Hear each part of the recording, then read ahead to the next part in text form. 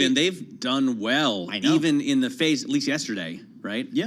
In the face of the Ozempic results, I thought it was really interesting that stock was able to rally. They were up almost 5% yesterday. Dexcom. At the same time, as we were all getting so excited about the standing ovations that the American Heart Association gave Wegovy. Yeah, so we'll have that. I mean, that's one of your favorite topics. We'll definitely jump into that. But first, we got to go to John Tucker and get a Bloomberg business scoop. All right, Matt and Paul, let's start with Treasury yields. They're plunging and stocks rallying as a result.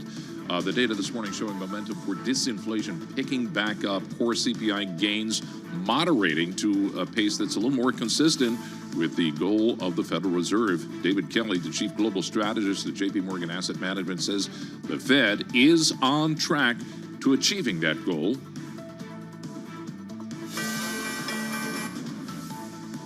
A ringing endorsement from David Kelly about Fed policy keeping on track. You want to try it again? That's all right. Anyway, Home Depot. What's really important about this report is there's a large camp of people who say that the last mile is sticky. Getting from 3 to 2 is sticky. And we don't see that at all. We're going to step down inflation all the way through the fourth quarter of next year. And what I think this report is showing is across the board, there's disinflation in the U.S. economy, and we're heading back to 2%.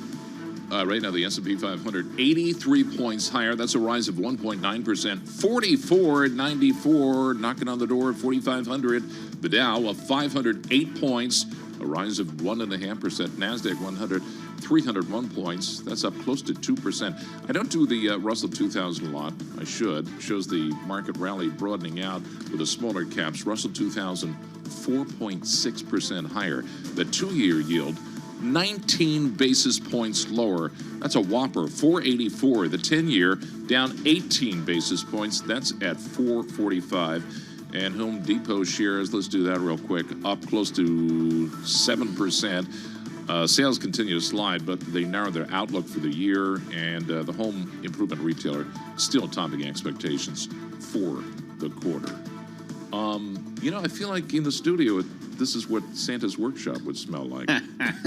What in God's name are you doing? All right, so I was cooking a dish yesterday, which required me to dice some shallots and some garlic, and somehow it got into my pores. It was like everywhere, and I couldn't get the scent off of me. I'm sure you know, you're a cook, right?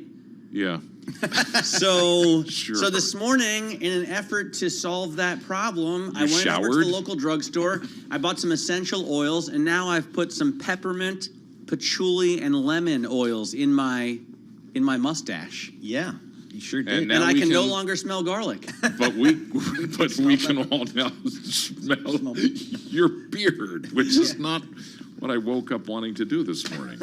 So thank you. Very good. Thank you. Exactly. John Tucker, thank you very much. Matt Miller and Paul Sweeney live here on our Bloomberg Interactive Brokers studio. We're streaming on YouTube. And now Bloomberg is in your dashboard with Apple CarPlay and Android Auto. It gives you access to every Bloomberg podcast, live audio feeds from Bloomberg Radio, print stories from Bloomberg News in audio form, and the latest headlines at the click of a button with Bloomberg News Now. How do you get it? Well, it is free. That's the good news with the latest version of the Bloomberg Business app. That's the Bloomberg Business app. Get it on your phone in the Apple Store or on Google Play. Just download the app, connect your phone to your car, and boom, get started. And it's all presented by our sponsor, Interactive Brokers. So breaking new technology frontiers here is Bloomberg. Let's see what's happening in the marketplace. We know he's got a lot of green on the screen, but let's check in with Bailey Lipschultz. He looks under the hood and gets some good stock stories. What do you got for us? As you mentioned, a lot of green real estate. The sub-index on the S&P 500 up 5.4%. Boston Properties, ticker BXP, up 11%. Alexandria Real Estate up, ticker ARE, up 11% as well. So investors flocking to real estate assets as well as consumer discretionary, one of the best performers in the S&P 500 today. The owner of Vans, VF Corp, ticker VFC, up 13%. Really a rush to some of those beaten down stocks. You've got Estee Lauder up 7.6%, Target up 4.5%. So a lot of consumer-driven rallies as well as some of those riskier corners. Though the ARK ETF is dropping just a little bit right now, still up 4.2%, ticker ARKK. So investors really shifting back into some of those beaten down assets, some of those riskier quarters, as well as the Magnificent Seven, which obviously are the big drivers of the S&P 500 and really all of those major U.S. benchmarks. I mean, basically, because inflation came out softer than expected or cooler than expected, we were off to the races. Rates dropped and stocks rallied, and that's what we're seeing today. I mean, really incredible moves, right? 2% plus for the NASDAQ, and it's up almost 35% so far this year. The S&P 500 has been up 2%. Right now it's gaining 1.81%. So it's a rising tide that's going to lift, I guess, all boats, right? Exactly. And one of the things that stood out to me was coming from B of A. Their note says the straw that broke this hiking cycle's back. They now said the benign CPI report had them shift their Fed call. They now see the hiking cycle is over. So the concern that we've seen for going on a year almost to the day, concerns about, or 2 years to the day, concerns about the Fed's hiking path, whether they're going to keep rates higher for longer, what that looks like.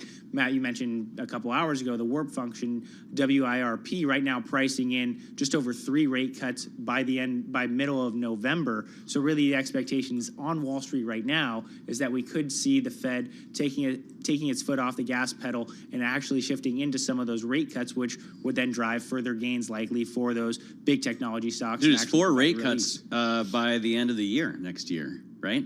Because WIRP has us December 18th, 2024 at 4.343%, the implied rate. So that's between 4.25 and 4.50. Right now we're between 5.25 and 5.50. Yeah, depending if you look on the overnight index swaps or the Fed funds future, similar things. But yeah, really kind of the shift of the narrative impacted the market really for going on a year. Talking individual stocks, though, looking at the Swiss shoemaker On Holdings, ticker ONON. This is one of those companies that had been looking to take market share from Nike, Adidas, Puma. That's the Federer. Is that the Federer shoe company? Federer-backed shoe company. Yeah.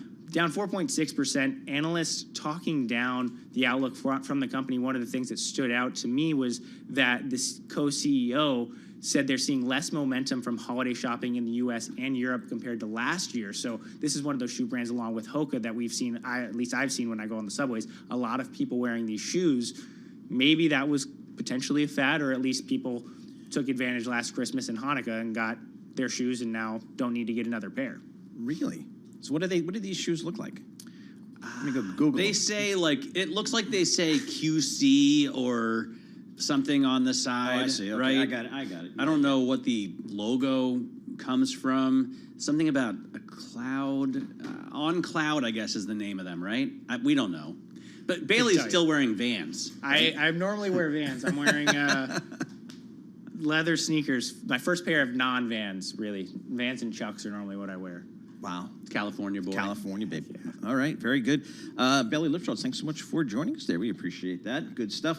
All right, let's talk about Home Depot, buying stuff. I mean, John Tucker's at Home Depot every weekend because he's putting in, windows and stuff into the house. I will tell you that I doors. can't buy their 2x4s. They're just too You crappy. can't buy their 2x4s. Why No, is that? you have to go through the whole pile before you find one that's straight.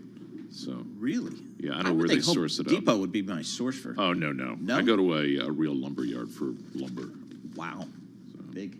Yeah, there's a lot of stuff that I went over there last weekend to find some PVC piping. Sure, who doesn't need that? Because Tucker had this amazing idea. I wanted to clean off my gutters, but I didn't feel like getting up on the ladder. You get people for that. Well, Tucker has an awesome invention where he made like a PVC pipe gutter cleaner that you hook to your leaf blower. Or it works best with a shop vac. Just hook it up, and then at the top, I have a bent elbow at the top, and it's constricted, so you put it on blow and just blows the gutters right out. Very safe. It's awesome. And you can extend it however high your gutters are. I've seen pictures. I think we may have to patent this. Yeah, you should. You know. All right, let's talk to somebody who actually does this like he's a professional. Drew Redding, he's a research analyst covering the home builders and all that stuff for Bloomberg Intelligence.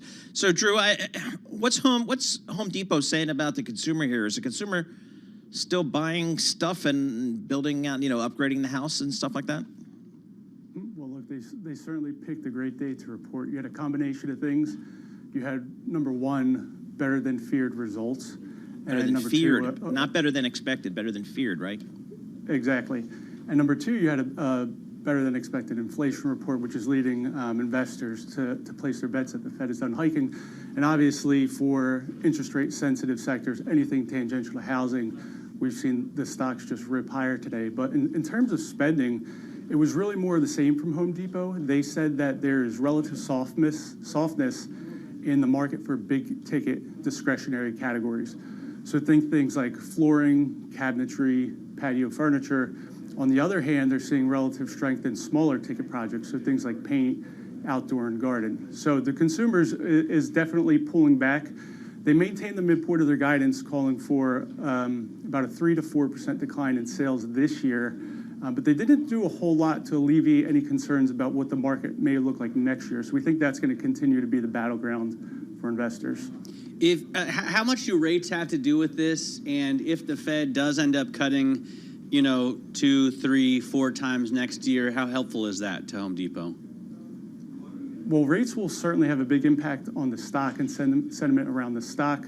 Any reduction in rates that is beneficial to mortgage rates, which we've seen come down a little bit from 8% not too long ago, should support housing turnover. Now, Home Depot's results aren't as tied to housing turnover as they used to be, or as much as you might think, and a lot of that has to do with the fact that there just hasn't been a lot of inventory out there in the last couple of years, so people have been investing in their houses despite the fact that housing transaction volumes have been down. I think the more important gauge for home improvement spending, over the next couple of years is what happens with home prices.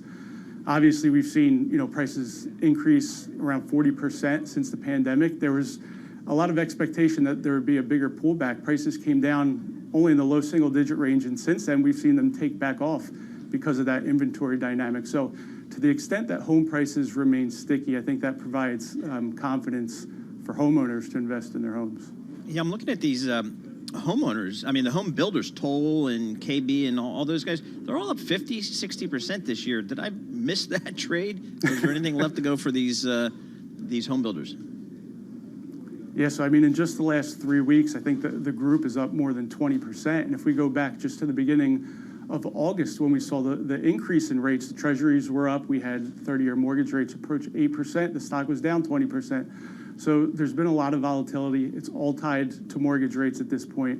But in terms of where the stocks can go, if you look at valuations on a price to book basis, they're still not overly stretched relative to history. And if you look at some of the small cap builders, we're actually trading, at or below book value in some instances.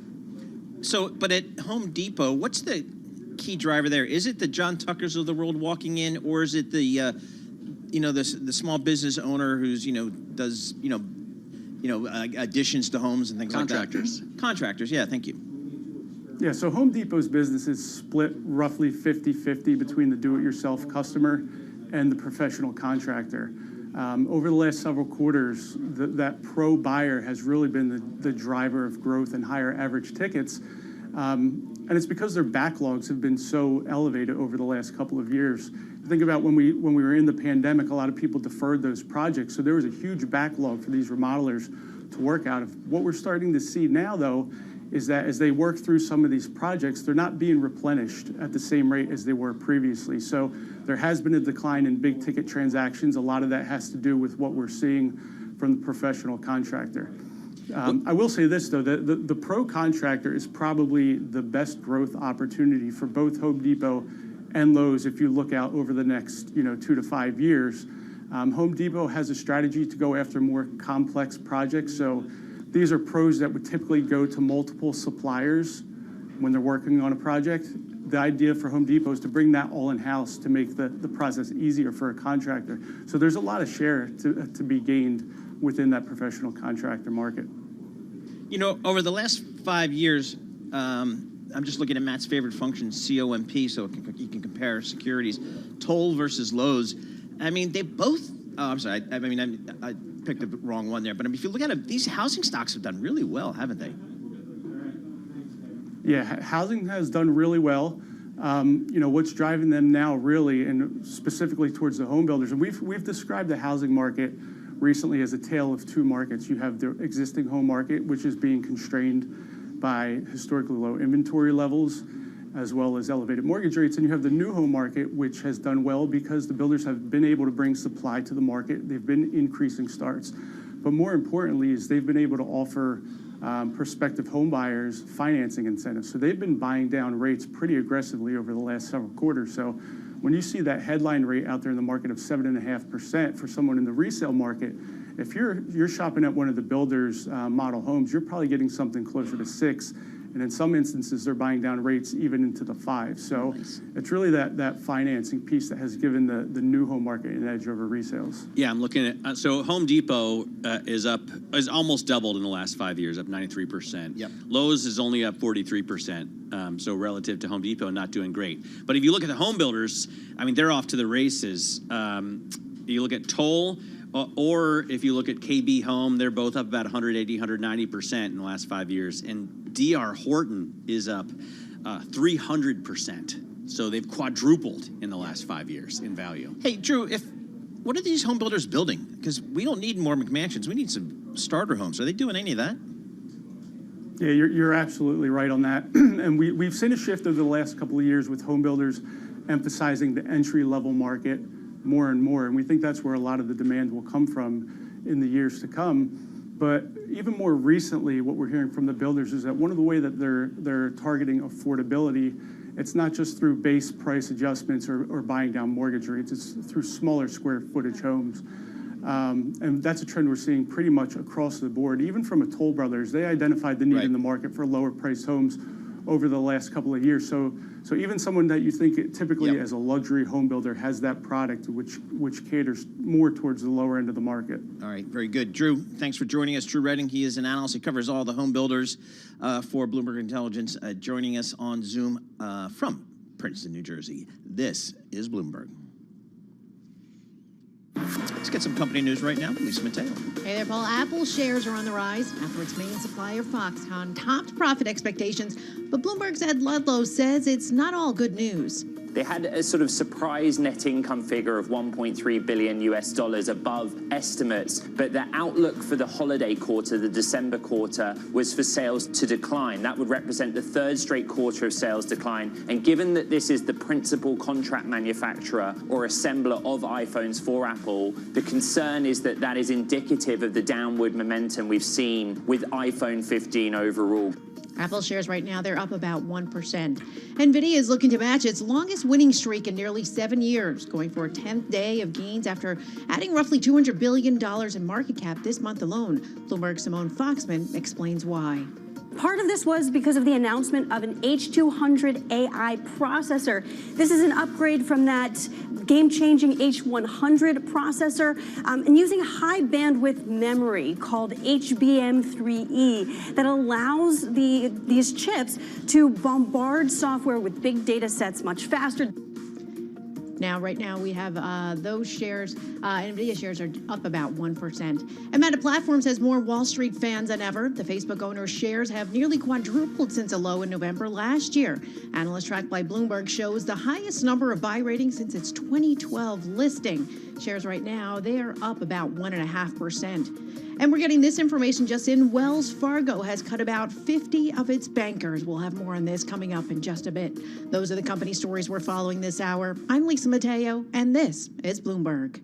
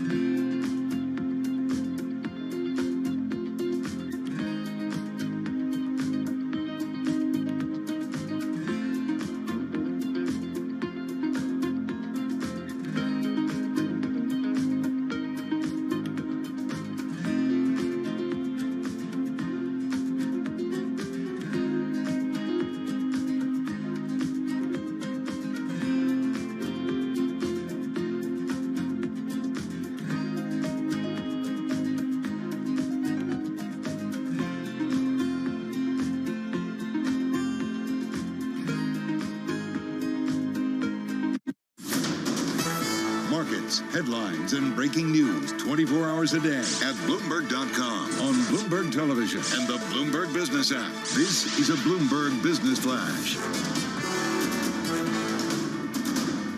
And I'm John Tucker in the Bloomberg Newsroom with this Bloomberg Business Flash. The stock market getting a jolt from the inflation report this morning. Consumer Price Index rising 3.2%. That's year over year in October, coming in slightly lower than expectations. Next level of resistance for the S&P 500, right around 4,500. All 11 major industry groups in the index higher right now. Real estate in the lead with the idea that maybe mortgage rates may be coming down. The leaders are Apple, Tesla, Amazon, Microsoft, and NVIDIA. S&P 500 76 points higher, up 1.75% at 4488. The Dow up 450 points right now, 34,787 on the index. The Nasdaq 100 up 288 points. And as far as treasuries, the 10-year yield is down 17 basis points. We're 446. The 2-year down 19 at 484. Well, if you want to get somebody's attention on Wall Street, just say bonus. Report today from the compensation consultant Johnson Associates says merger advisors could see their payouts for this year slide as much as 25%. I don't think people really realize the extent to which the Wall Street workers do rely on that bonus. Well, again, back in my day, it was 90% of my total comp. Now they've reduced it dramatically. And now it's much more salary. Well, that was after the post-financial crisis. So now they're guaranteeing my pay as opposed to making me work for it. Great. Okay. Knuckleheads. Well, not like the old days. No. Anyway, that is your Bloomberg Business Flash. All right. John Tucker, thank you so much. We appreciate that. Matt Miller, Paul Sweeney live here in our Bloomberg Interactive Broker Studio. I did not know what CGM meant until just recently. Continuous glucose monitoring. That's a big deal. Well, and I've been interested in it. I don't have diabetes yet. You're in good shape. What are you talking about? But I'm sure it's in my future because I eat so many sugary foods. But, well, I mean, fortunately, I'm trying to stop. I've been interested in these continuous glucose monitors for a while, just because I'd like to see how my body reacts to different foods. For example, you and I could eat the exact same meal, and we could have very different responses in terms of, how that makes our blood sugars react. And I think it's really interesting information to have, especially interesting for athletes or for people who are really monitoring their health closely. But for now, diabetics are getting to use these products and have insurance pay for it. Jeremy Sylvan joins us. He's the CFO of Dexcom. That is a NASDAQ-listed company. DXCM is a ticker to put in there. They are based in San Diego, I believe. Nice choice.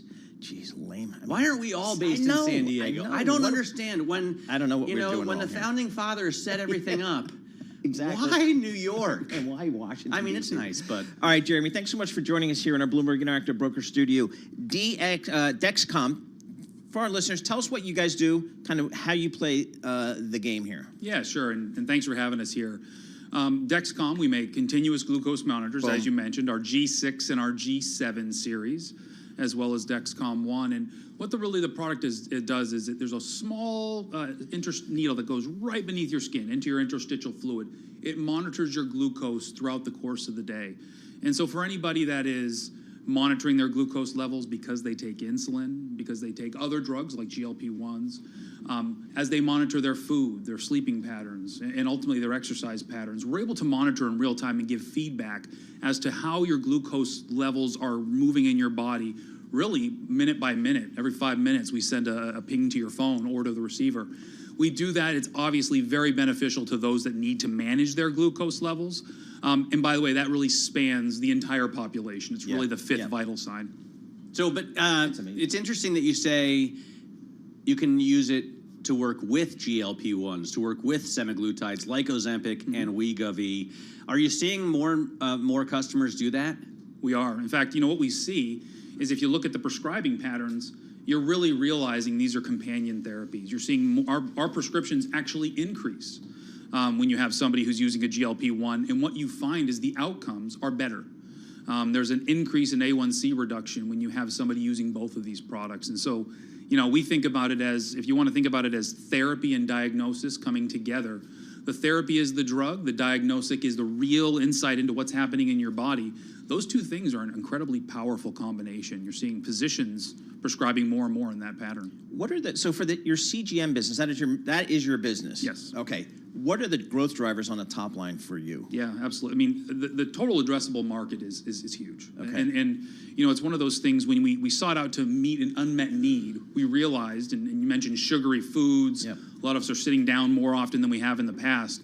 There is a challenge with glucose levels in the body. It started with folks using insulin, but it's really progressed beyond that. And so when you think about the entire population, diabetes, 30 million in the US, pre-diabetes, 90 million in the US, global diabetes, over 500 million. Wow. Yep. And only about 1% of the people that have diabetes in the world are on this therapy.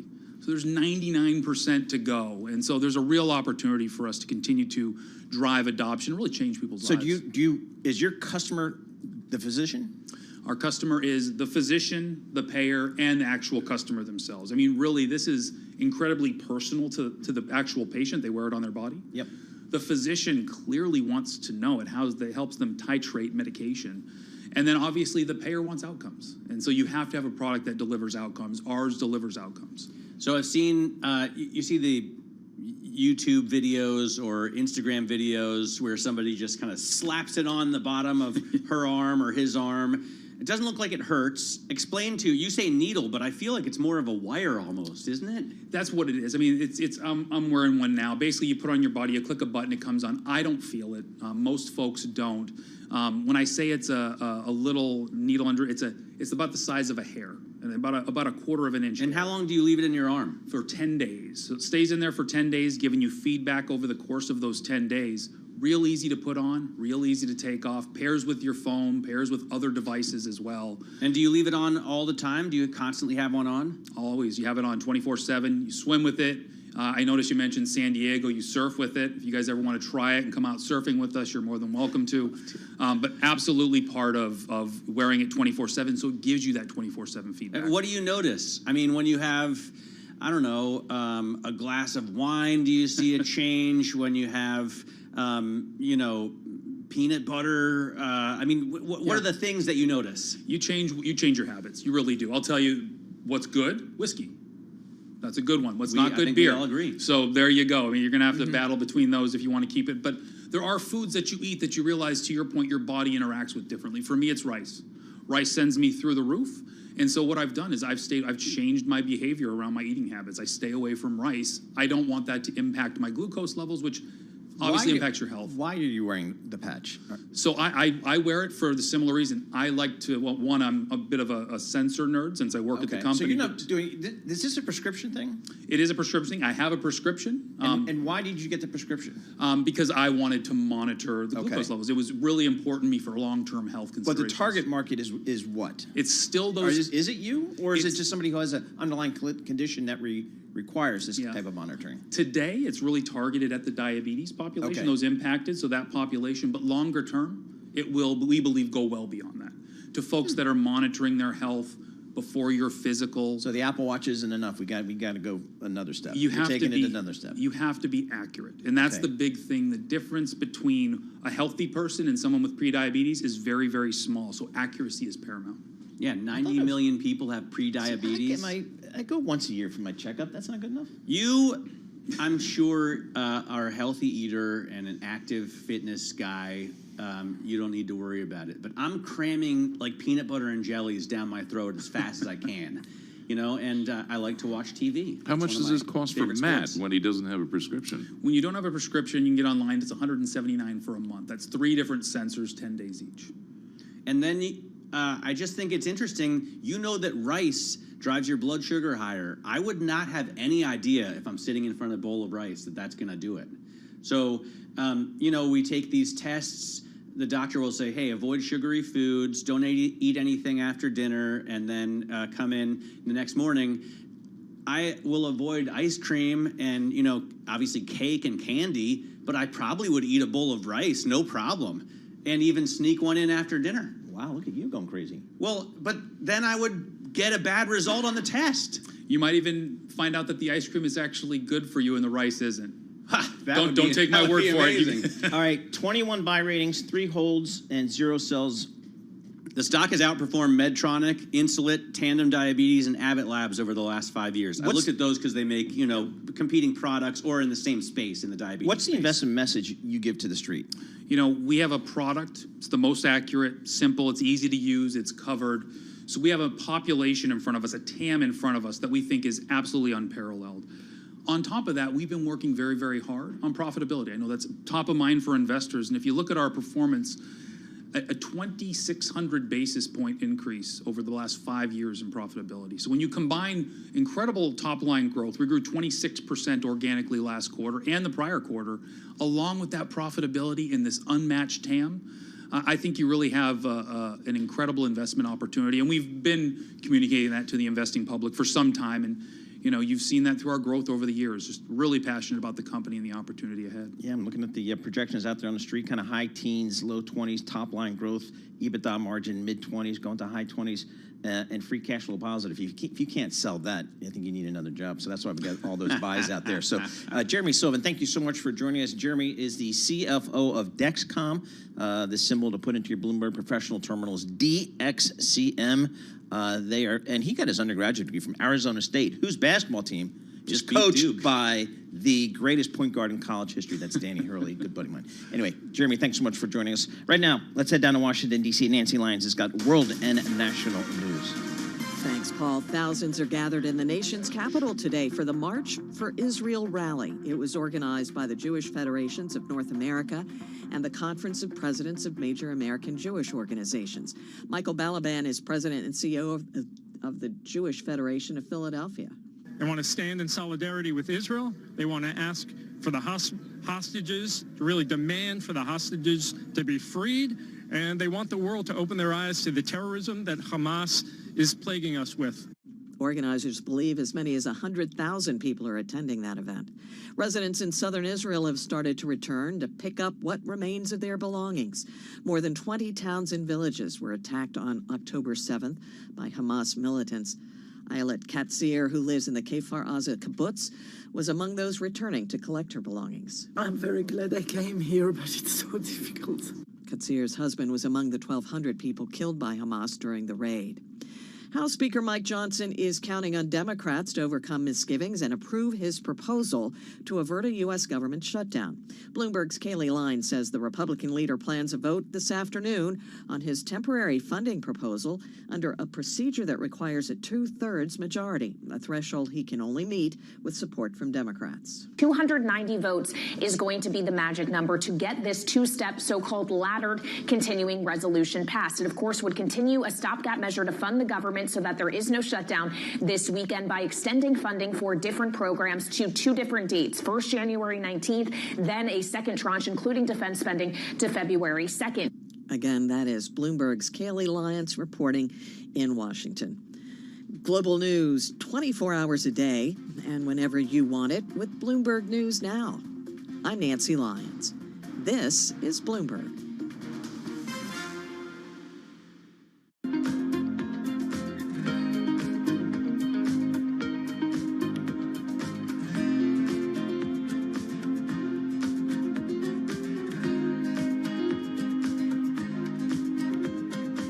Connection lost.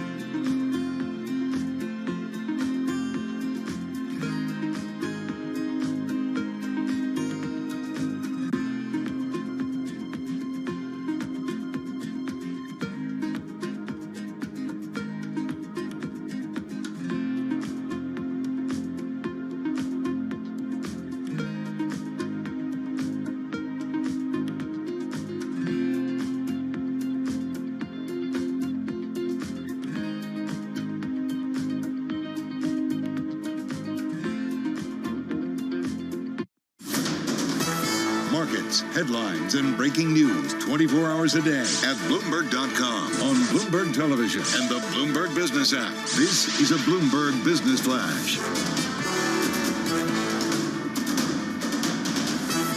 And I'm John Tucker, the Bloomberg Newsroom, with this Bloomberg Business Flash. You have 468 stocks in the S&P 500. They are higher right now. Just 32 are lower as the index climbs toward 4,500. All 11 major industry groups in the S&P 500, they are higher right now. Stocks higher. Treasury yields, they are tumbling as the core consumer price index increased just 0.2% month over month. This all gives fuel to the notion the Fed is done hiking and may in fact start cutting rates in the middle of next year. The 10-year Treasury yield down 17 basis points, 446. The 2-year is 19 basis points lower. That's now at 484. Jay Bryson is the chief economist at Wells Fargo. He reacted to this morning's inflation report. Our view is that the Fed probably is done, but I don't expect Fed officials to be coming out just because of this one report saying, oh, it's all clear, everything's great out there. I mean, I think they're still going to continue to be biased to potentially tightening. We don't think that will happen. Right now, the S&P 500, again, 81 points higher, up almost 1.9%, 4493. The Dow's up 471 points. That's a rise of 1.4%. The NASDAQ 100 up 2%, 307-point rise there. And Home Depot reported results were not as bad as fear on also their interest rate sensitive. So on a day like today, they're actually getting a boost, up 6.6%. And a federal judge in Oakland, California has ruled that Meta platforms Google, TikTok, and Snap must face claims and hundreds of lawsuits in federal court blaming them for addicting youths to social media. This is Judge Yvonne Gonzalez-Rogers dismissing some claims while allowing others to proceed in a 52-page ruling today. We check the markets for you all day long, right here on Bloomberg Radio. I'm John Tucker. That is your Bloomberg Business Flash. Matt and Paul. All right, John Tucker, thank you so much. We appreciate it. Matt Miller, Paul Sweeney, live here in our Bloomberg Interactive Brokers studio. We're streaming live on YouTube, so you can check us out over there as well. Well, the markets clearly liked what they saw on that inflation print this morning. As John was just reporting, big moves higher in the stock market. Let's check in with somebody who does this for a living, Nadia Lavelle. She's a senior U.S. equity strategist in the global wealth management at UBS. Full disclosure, that's where my money be with UBS. So, Nadia, thanks so much for joining us here. What's your takeaway from this inflation print we saw this morning? Yeah, as you can see, the market is loving the print, and we are having sort of an everything rally kind of day with some of the more beaten down areas of the market really leading the way. I think that the market was just positioned for upside surprise to inflation because of concerns around seasonal factors as well as calculations for medical insurance. And so it's a welcome surprise to see a downside in CPI. And so you've seen a bit of a short squeeze. I mean, we sort of been of the view that we thought that inflation would moderate faster than the Fed is expected. Of course, we are a little bit surprised with today's news, but we're definitely on that path back towards 2%. We still have some more wood to chop, of course, but it's encouraging to see that we're on that path. And it's an indication to us that the Fed is indeed done hiking. We've been seeing that since July, and then we think that the inflation data reconfirms that this morning.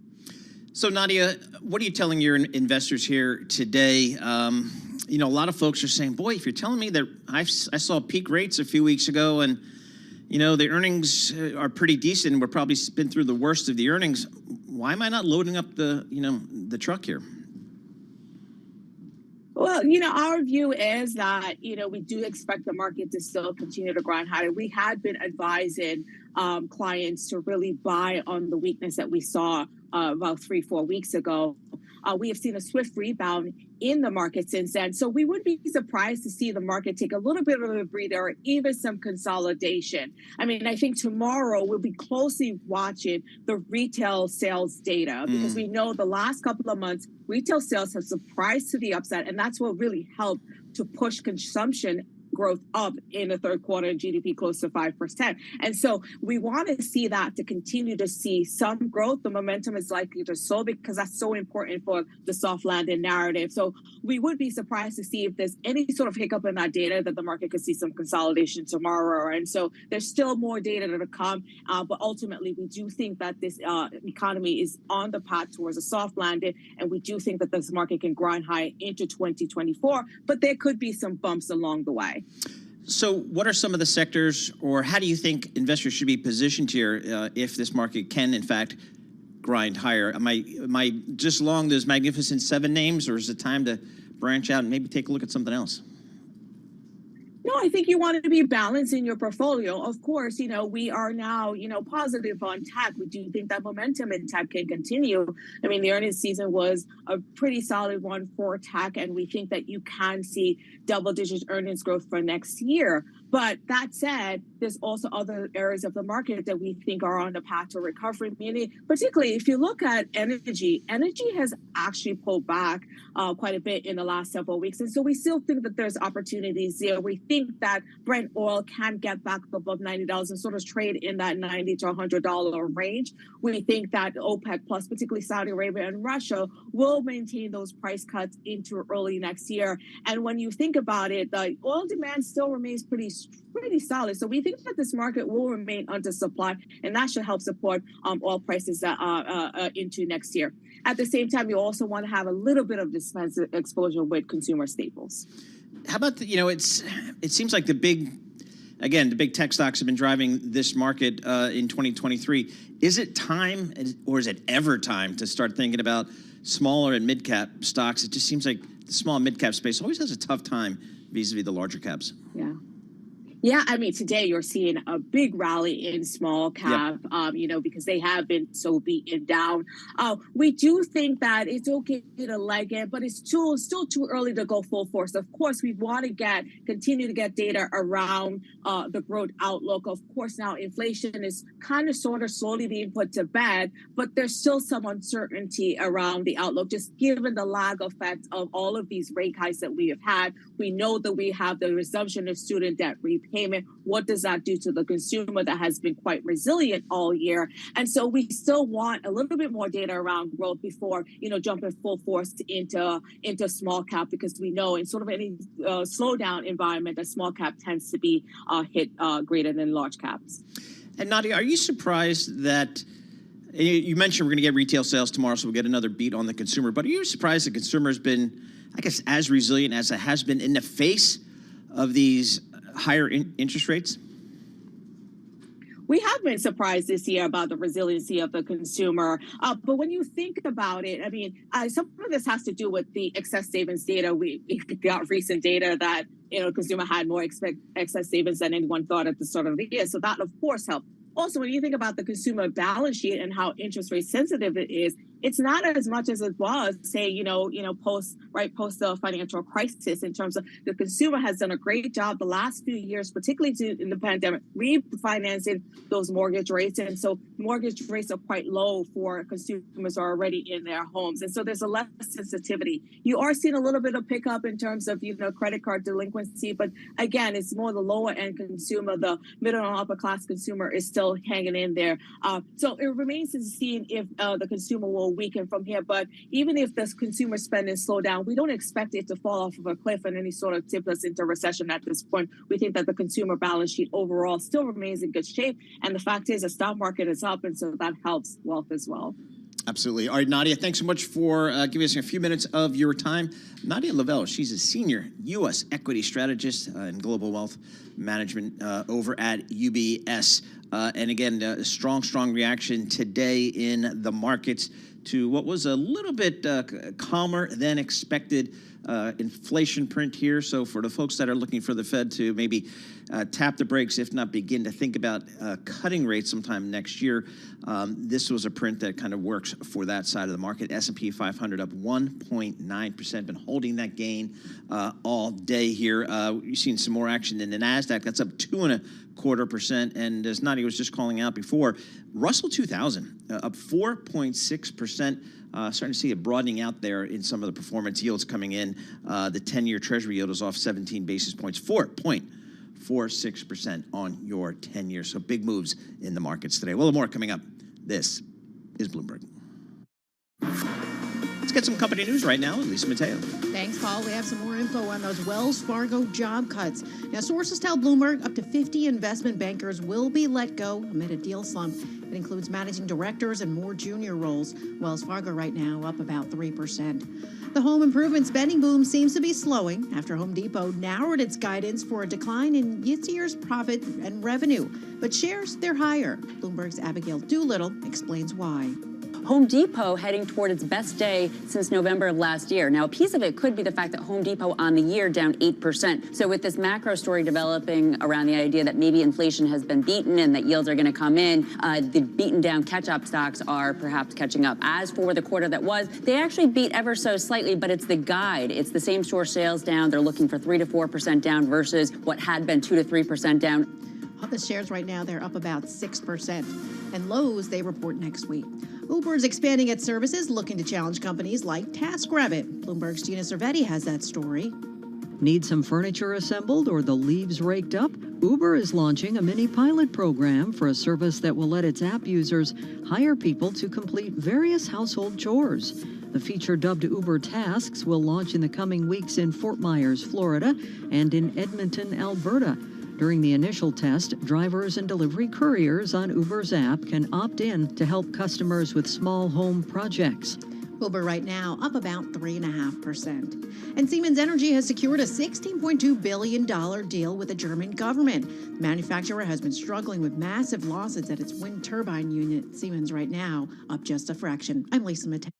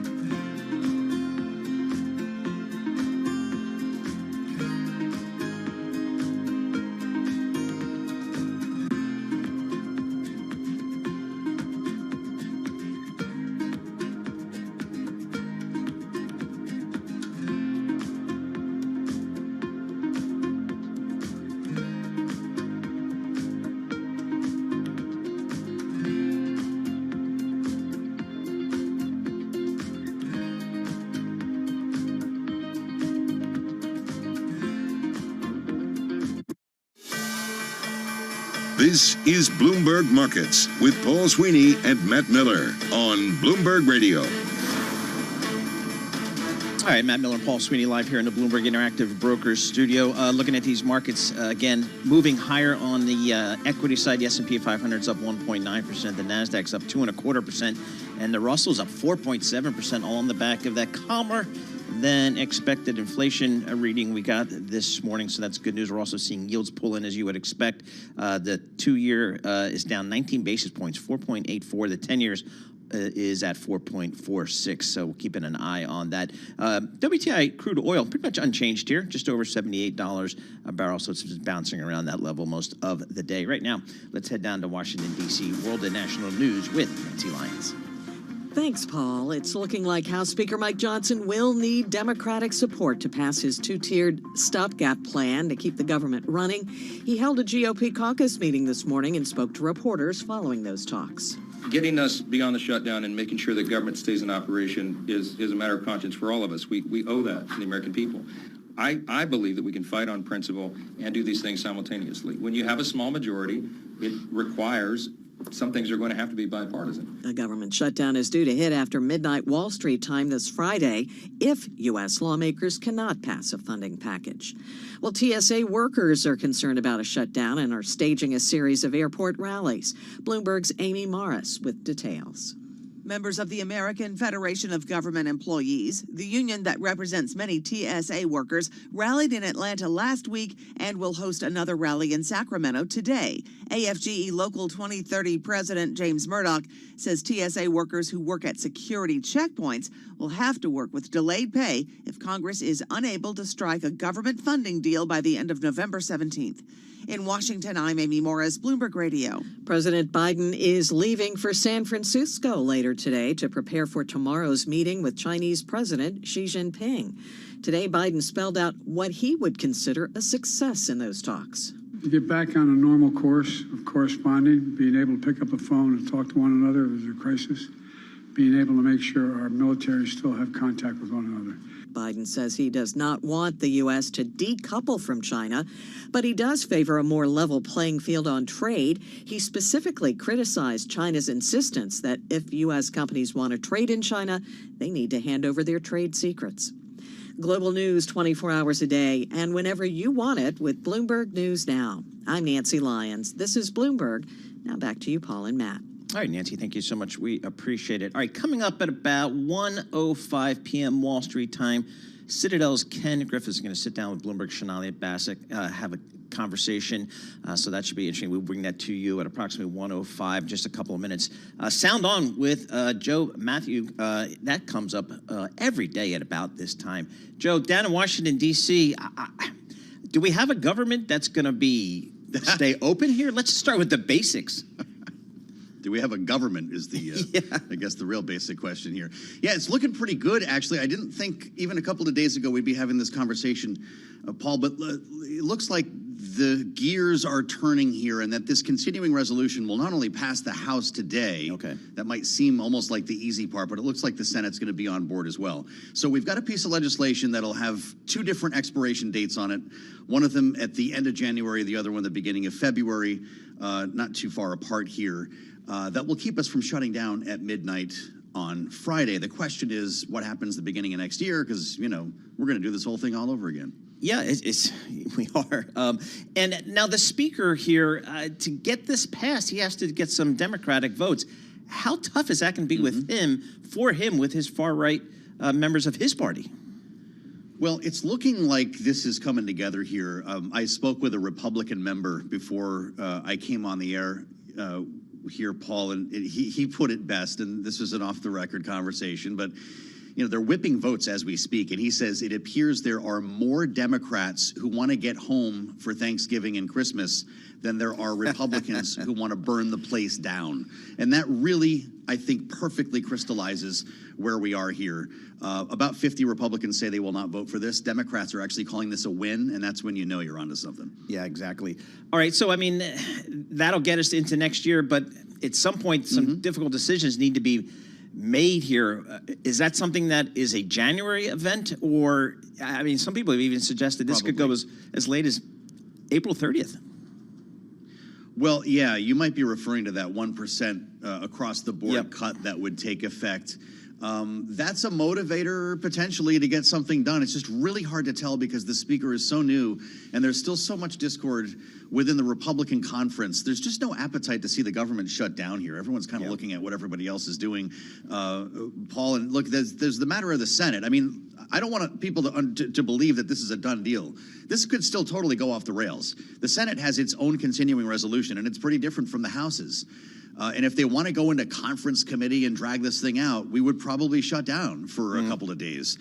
If the Senate says, okay, you know what, we're just going to put a stamp on whatever you guys do in the House, and that appears to be where we're going, then this will once again see a shutdown averted.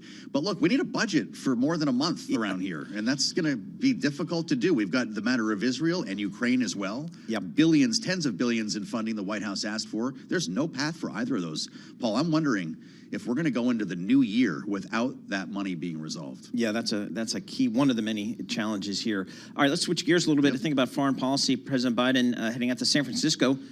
He's going to sit down with President Xi of China. What is the administration, what are they saying to try to set the table here in terms of expectations? Trying to keep them pretty low. I mean, it's been a while since this has happened. We had a spy balloon go over the country. Since then, we've had a lot of tough talk. Joe Biden called him a dictator. People get very upset. We've had a couple of visits to Taiwan. All of that has happened since they last met. So some would tell you, Paul, the object here, the goal is to get another meeting, just to get to the next meeting to break the ice. But it sounds like there are going to be real conversations about military to military communications. It is very dangerous that we're not talking right now. And there could be some conversations about doing business. Bloomberg reporting that, for instance, Boeing could unlock a deal to start selling 737 MAXs again. That would be a very big deal for our economy. And so the stakes are pretty high. In Congress, is there a sense that this is something that the U.S. government should be doing, that Biden should be reaching out to China, or where does Congress stand on this? Well, it depends who you ask. When you talk about reaching out, it depends how you define that. But, there are a lot of folks on both sides of the aisle who see this as an unworthy partner, who see China as the most grave threat when it comes to national security. But that's also why they're going to be talking about that very thing, and the clamps that we've put, for instance, on high technology, on NVIDIA GPUs that we don't want them to have. You have to have conversations to be able to orchestrate an arrangement like this, whether you want to call it decoupling or not. So yeah, I think most members probably prefer them to be in touch, but they'll be very careful to approve of any deal making that's made. Incidentally, Paul, there are about 60,000 people on the National Mall today in a pro-Israel protest that has half the city shut down in that area as they try to light a fire under lawmakers who have done almost nothing on this matter in terms of funding Israel and Ukraine. Yeah, I mean, it's amazing the responses on both sides here in the United States. Passions have been lit here, but it ties right in with that budget discussion as you were mentioning, Joe. I mean, there's real money with real consequences now that needs to be decided, and I'm just not sure you can punt that down the road. No, exactly. And if we continue with the pace we're going, as I mentioned, there may not be a vehicle for these supplemental budget requests. The news has a way, reality has a way of impacting this, though. I mean, look, anything could happen in Israel. Anything could happen in Ukraine. Think about what might occur over the holidays that would motivate lawmakers to get back to work here in Washington and to hammer out some kind of a deal that they're satisfied with. It looks like both will happen. It's just that they've been slowed down so much by the approach that the two chambers are taking. They're both driving in different directions here. And, the people of Ukraine would tell you they need that money yesterday. The people of Israel will tell you that they might need that now. Yep, absolutely. All right, Joe, thank you very much. We appreciate it. Joe Matthew hosts Sound On. So it's just very interesting. Lots happening down in Washington, D.C., and Joe is our person on the ground there.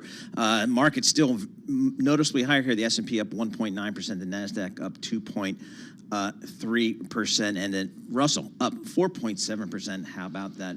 We'll do a quick flash with John Tucker right now. Let's see what's happening. Yeah, lots of green on the screen. S&P 500, Paul, inching toward the important technical level of 4,500. More than 95% of the S&P 500 companies, they are higher right now. Tesla leading gains in the mega caps. You have NVIDIA extending its rally into a 10th straight session. And also the financial shares, Paul, saw a big advance, especially the regional banks. The Russell 2000 index of small caps also adding 4.6%, gives you some indication of the broadening out of this rally. And then Fed swaps indicate the odds of another hike in the current tightening cycle have fallen to almost zero, with the market now pricing in a 50 basis point cut by the month of July. This comes after, of course, the consumer price index slowing inflation, and it is broadly slowing. Aaron Brown at PIMCO says it looks like the Fed is done for now. The bar for them to hike from here, particularly with these numbers coming in, is going to be really high. It's not to say that if we were to see another inflation spike early next year that they couldn't hike again, but I think we're probably past the point now, at least with conditions remaining as they are, for the Fed to hike again. And right now, the two-year yield at 483, 20 basis points lower. 10 years down 18 basis points at 445. And real estate, best performing major industry group in the S&P 500, just as you would expect in an environment where yields are coming down, maybe mortgage interest rates also coming down not too soon. Yeah, absolutely. I mean, you got interest rates, potentially peak rates. Maybe we see that mortgage rate come down a little bit because it was north of 8% there, but it's now back below 8%. John Tucker, thank you so much. We appreciate it. Let's head back down. Let's just set the table here. We're waiting to head down to Miami. Shonali Basak of Bloomberg Television is going to be interviewing Citadel CEO Ken Griffin down there. So they're just waiting for them to get set up there. And when we do, we will go to that for you. That'll be a fascinating discussion. Ken Griffin, Mr. Florida these days, Mr. South Florida, Mr. Miami. Let's get a check-in on what is happening in D.C. because we got some important votes happening today to try to get something moving here. And so Jordan Fabian joins us. He is the White House reporter. He joins us on the phone. Jordan, we were just talking to Joe Matthew, kind of getting the lay of the land down there. But give us a sense of what's happening in the House today and what kind of deal might the Speaker be trying to make? We're expecting a vote later today on this proposal that Speaker Mike Johnson has offered to basically prevent a government shutdown on Friday by passing what he's calling a laddered continuing resolution, meaning that some funding will extend to mid-January and other funding will extend to the beginning of February. And so it doesn't include any policy changes. There are no spending cuts that Republicans wanted. There's no Israel and Ukraine aid that Democrats and some Republicans wanted. So he's looking to pass a clean CR here to avoid that shutdown and then send lawmakers home and restart these negotiations early next year. I mean, in order to get something like this done, the reporting I've seen is the new Speaker of the House, Johnson, is going to have to bring on some Democrats here. Man, what's the political risk there? Didn't that cost us past speakerships their jobs? That's right. Just a few weeks ago, Kevin McCarthy passed a government spending bill with Democratic support, ignored the concerns of far-right Republicans in the House, who went on to oust him in a historic first. And so, of course, there's the risk that Speaker Mike Johnson is taking on that he could provoke the ire of those same Republicans. At the same time, he said today at a press conference that he's willing to take on that risk.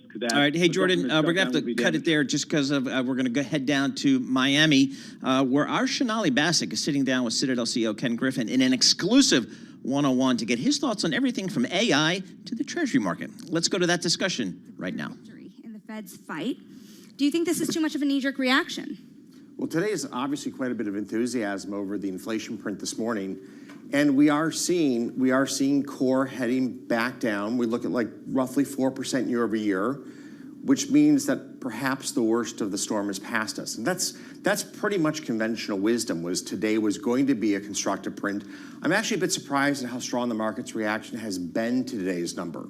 This was not a huge upside surprise by any stretch of the imagination. It may also be a response to just how overextended the move in the 10-year was just a few weeks ago. I mean, it's hard to believe, but we broke the 5-year yield point for the first time in decades just a few weeks ago, and the market is, at this moment in time, enjoying a pretty substantial rally from the lows in bond prices, high in yields, and today might be just a continuation of that momentum. Now, do you think it's crazy then for people not to be buying at this point, given the move downward that we're seeing? Do you think that this move is sustained?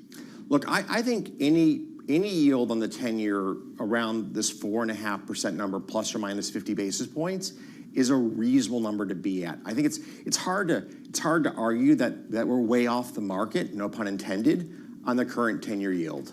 Now, what does this mean for the Fed? Do you think it would be a mistake for the Fed to take their foot off the pedal here, given what we're seeing in the inflation print, and even cut into next year like the market is expecting? Well, so the question is, heading into next year, how fast do we cut? So if you look at where inflation is likely to print over the first half of next year, and unemployment's likely to head to somewhere in the low 4s, you're going to have monetary policy that's too restrictive under those circumstances. Now, the key from my perspective is the Fed needs to stay on message that they're going to put the inflation genie back in the bottle. And so if they cut too soon, I think they risk losing credibility around their commitment to a 2% inflation target. So, the market's pretty optimistic that we're going to head into an easing cycle next year. And I think the Fed needs to balance that with making sure they're able to stay on message that they're committed to a 2% target. That all speaks to tighter financial conditions to the extent that there are more things that could break in this environment. What else breaks? What else breaks? Are you looking for the next Silicon Valley Bank story? I sure am. So the risk in the banking system still lies in credit risk in middle-tier banks. And in particular, their exposure to commercial office is a big risk factor, less so their exposure to mid-sized enterprises. I mean, to be clear, to be a mid-sized bank today is a really tough place to be. The market for deposits is becoming increasingly competitive. The cost of compliance has soared over the last decade. The amount of technology that the consumer expects you to bring to bear to solve their problems comes with a pretty hefty price tag. It's a really tough place to be today as a community bank or as a mid-tier bank. And now you've got not only those headwinds of costs and expectations around customer service and customer experience, but you've got a credit cycle unfolding. So I think that's where the risk lies today within the banking system. First and foremost is in those mid-tier banks. Now, does the Fed get to where they need to go without causing a deeper recession? Now, you've said before, pretty recently, that you would expect a recession at some point. And so, well, I will be right on that eventually. Eventually. I mean, every economist is at some point right on that call. So instead of asking you when, I'm going to ask you what it looks like. So here's our best guess. Our best guess was sometime late this year. It's November. So we're going to be wrong on that guess. Q2 right now is roughly the center point of our distribution as to when we're likely to see the United States in a recessionary environment. And I think there's a couple of really important questions that will come into bear at that moment in time that should influence one's view as to how deep this recession is going to be. Number one is what's going to happen to fiscal policy in the United States. For choice, we think next year fiscal policy will not tighten that much. We're heading into a presidential election. It's really hard for politicians on either side of the aisle to do what we need to do, which is to rein in our deficit spending in front of a presidential election. It's going to be really hard politically to get there next year on that front. The second real question next year is how much will companies start to unwind the labor hoarding that we've seen over the last couple of years. It's been really hard to hire people. And as such, your large companies have been very reticent to let people go no matter what the circumstances are. So even if margins are contracting, even if you have gains from automation, people have been very reticent to let people go. Now we're starting to see for the first time the unwinding of that labor hoarding. What we don't know is how much of that labor hoarding has taken place. And then what worries me in a hybrid work environment or work from home environment, the cultural or social contract that holds people together in a company is unquestionably weaker. I mean, we've all read about companies that have fired thousands of people on Zoom calls. There's no sense of, that's Jane who's worked down the hall with me for years, and I'm going to go the extra distance to try to keep Jane employed here. It's like, here's the email to all, here's the video conference with a bunch of people, and goodbye. It's a very different moment in American employment history where I believe the bond between the company and the employee has become far weaker. And that worries me in terms of the willingness of corporate America to make cuts on their workforce that they just wouldn't have made at other similar points in the labor market cycle. Is that you saying that the employment market will crack much more significantly than many are expecting? It could, is what I'm saying. It could. It's a wild card.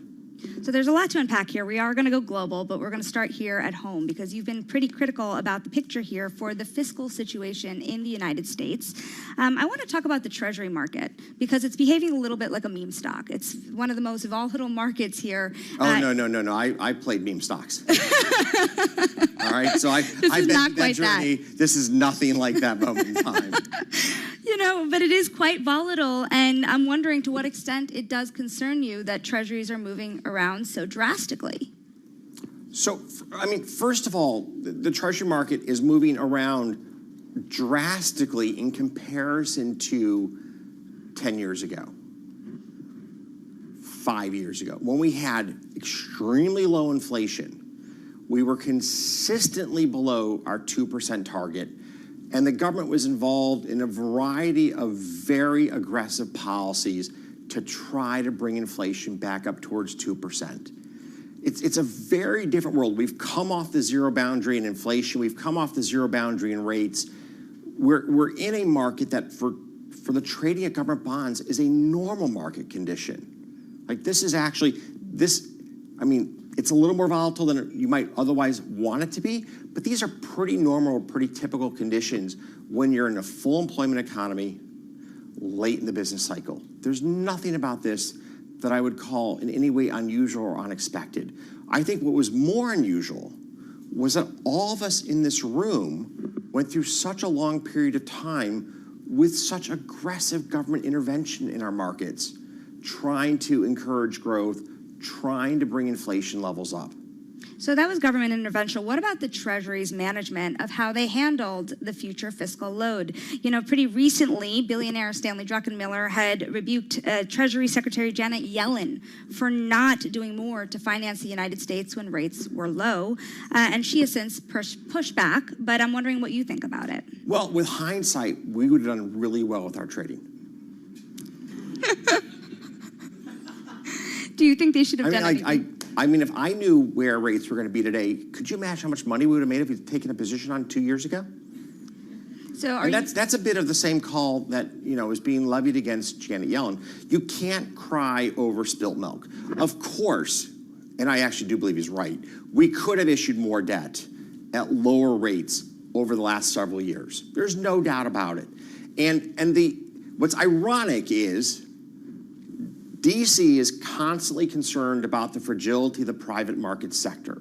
And one of the sources of fragility in the private market is the amount of short-term debt and the amount of short-term mindset that we have in how we allocate assets. So the amount of money that's on deposit with banks rather than being invested in 7-year or 10-year corporate loans.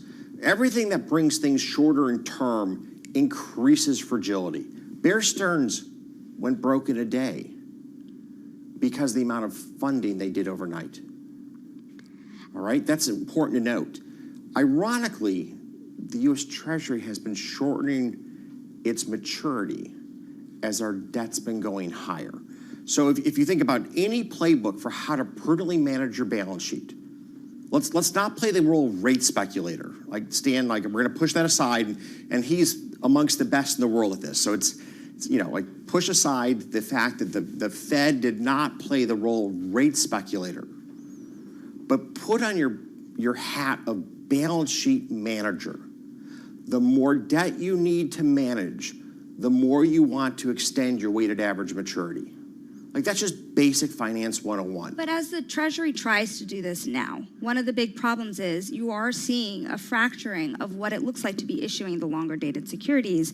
And with foreign buyers less willing to step in, what do you think this means for the ability of the United States to finance itself? Well, at some point, we need to actually take the message that's being delivered to us there and put our fiscal house into order.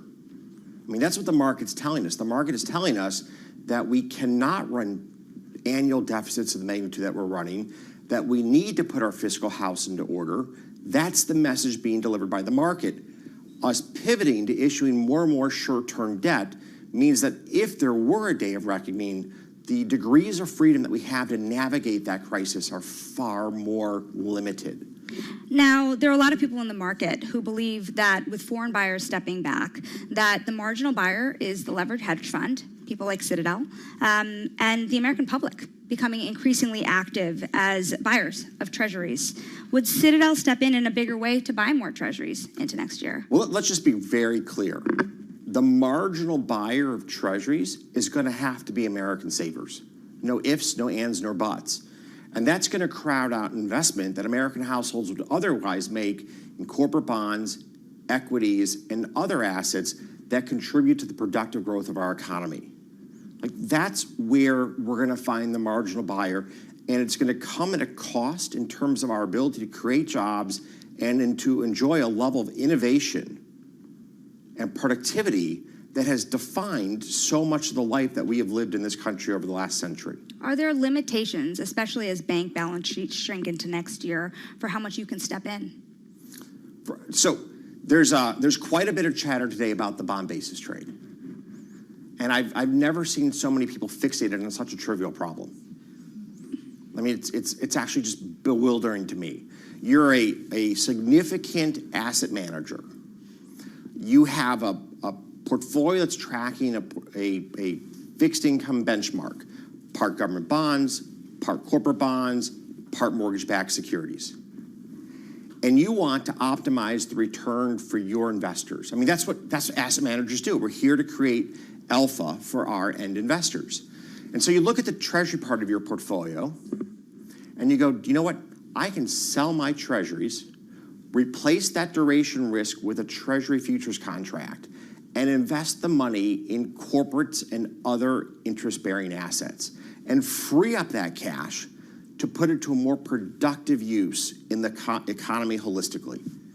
The hedge fund community buys those treasuries and sells the futures contracts to the real money community.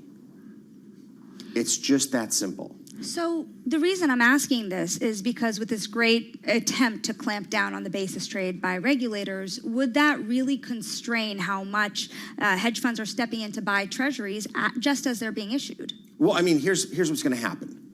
The cost of doing that trade for the real money account will go up. So the return hurdle they need to earn to move from treasuries into corporates will go up, which makes the cost of capital higher for corporate America, which reduces economic growth, all right? The trade will end there. The trade will end by real money managers committing less money to corporate America. That's what's gonna happen here. The hedge fund community, in some sense, just provides intermediation between access to the short-term funding market, which is extremely efficient, and access to the longer-term borrowing market, which is far more balance sheet constrained. That's what's going to happen here. And there's no doubt, like, the federal government can readily end this trade. And they may just choose to do so.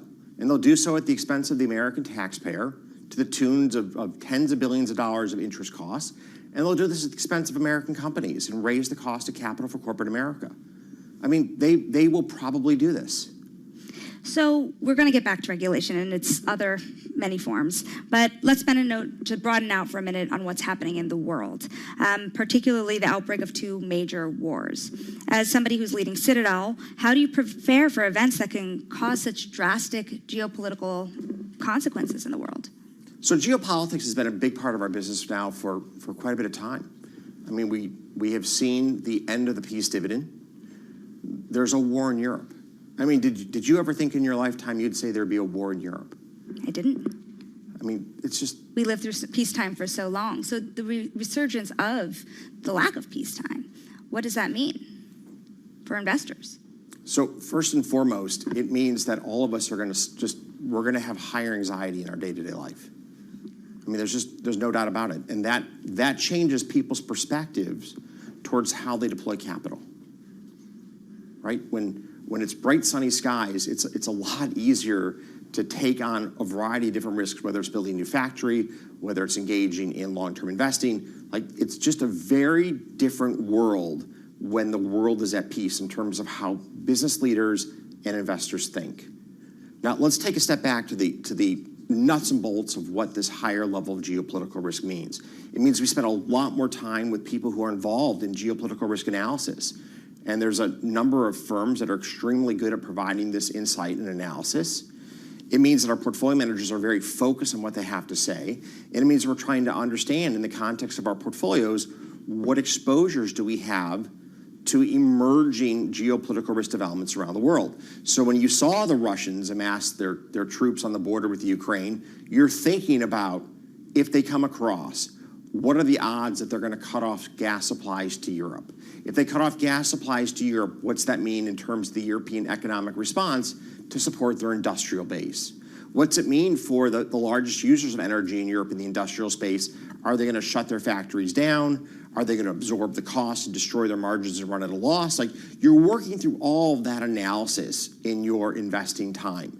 What's unfortunate about that is you're not looking at the next biotech company that's going to cure cancer, right? It shifts your allocation of time as an investor away from what are the really salient growth stories that power global growth to playing defense, which is, where are we going to get caught flat-footed by a crisis somewhere in the world?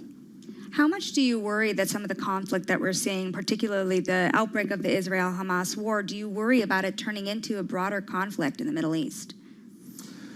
So what are the odds that the war between Israel and Hamas turns into a war that engulfs the entire Middle East? I believe the odds, I pray the odds are small. None of us know, but we believe the odds are small. The trend in the Middle East has been towards peace. I mean, Saudi Arabia and Israel were about to reach a historic accord that only would strengthen peace in the Middle East.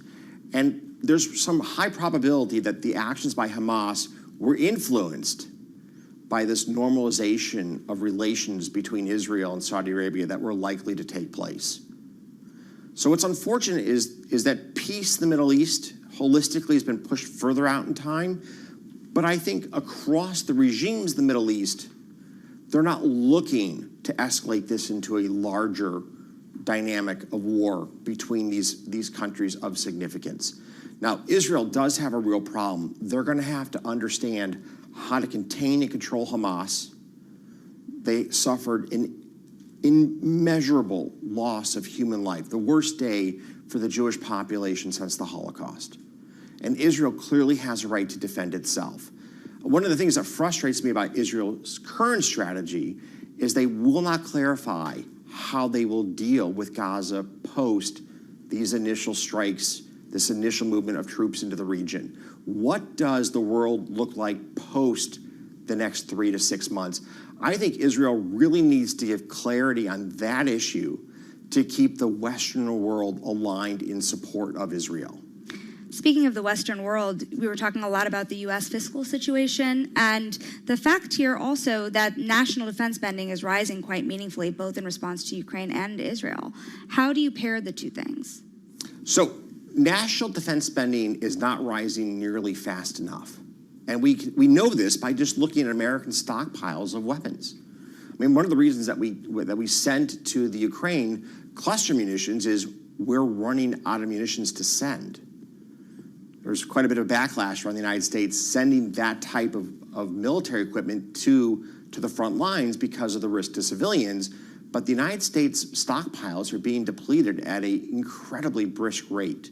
So what this speaks to is the need for us to rebuild our military-industrial complex. If we're in a post-peace dividend world, we're going to have to put the investment, unfortunately, into national defense capabilities to protect American interests around the world.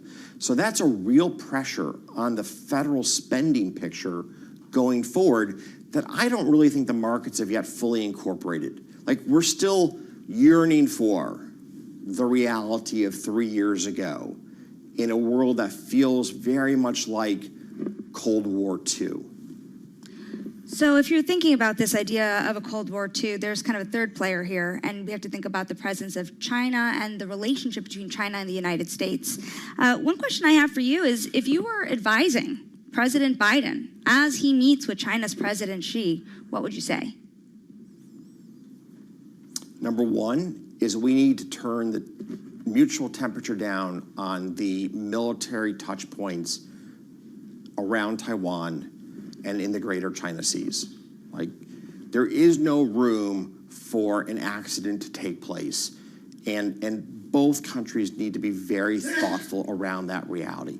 We don't want to give the people of either country that incident where two planes collide that create the outburst of nationalism that just continues to accelerate the degradation of the coupling between our two countries. I mean, the United States imports circa $500 billion of goods from China a year.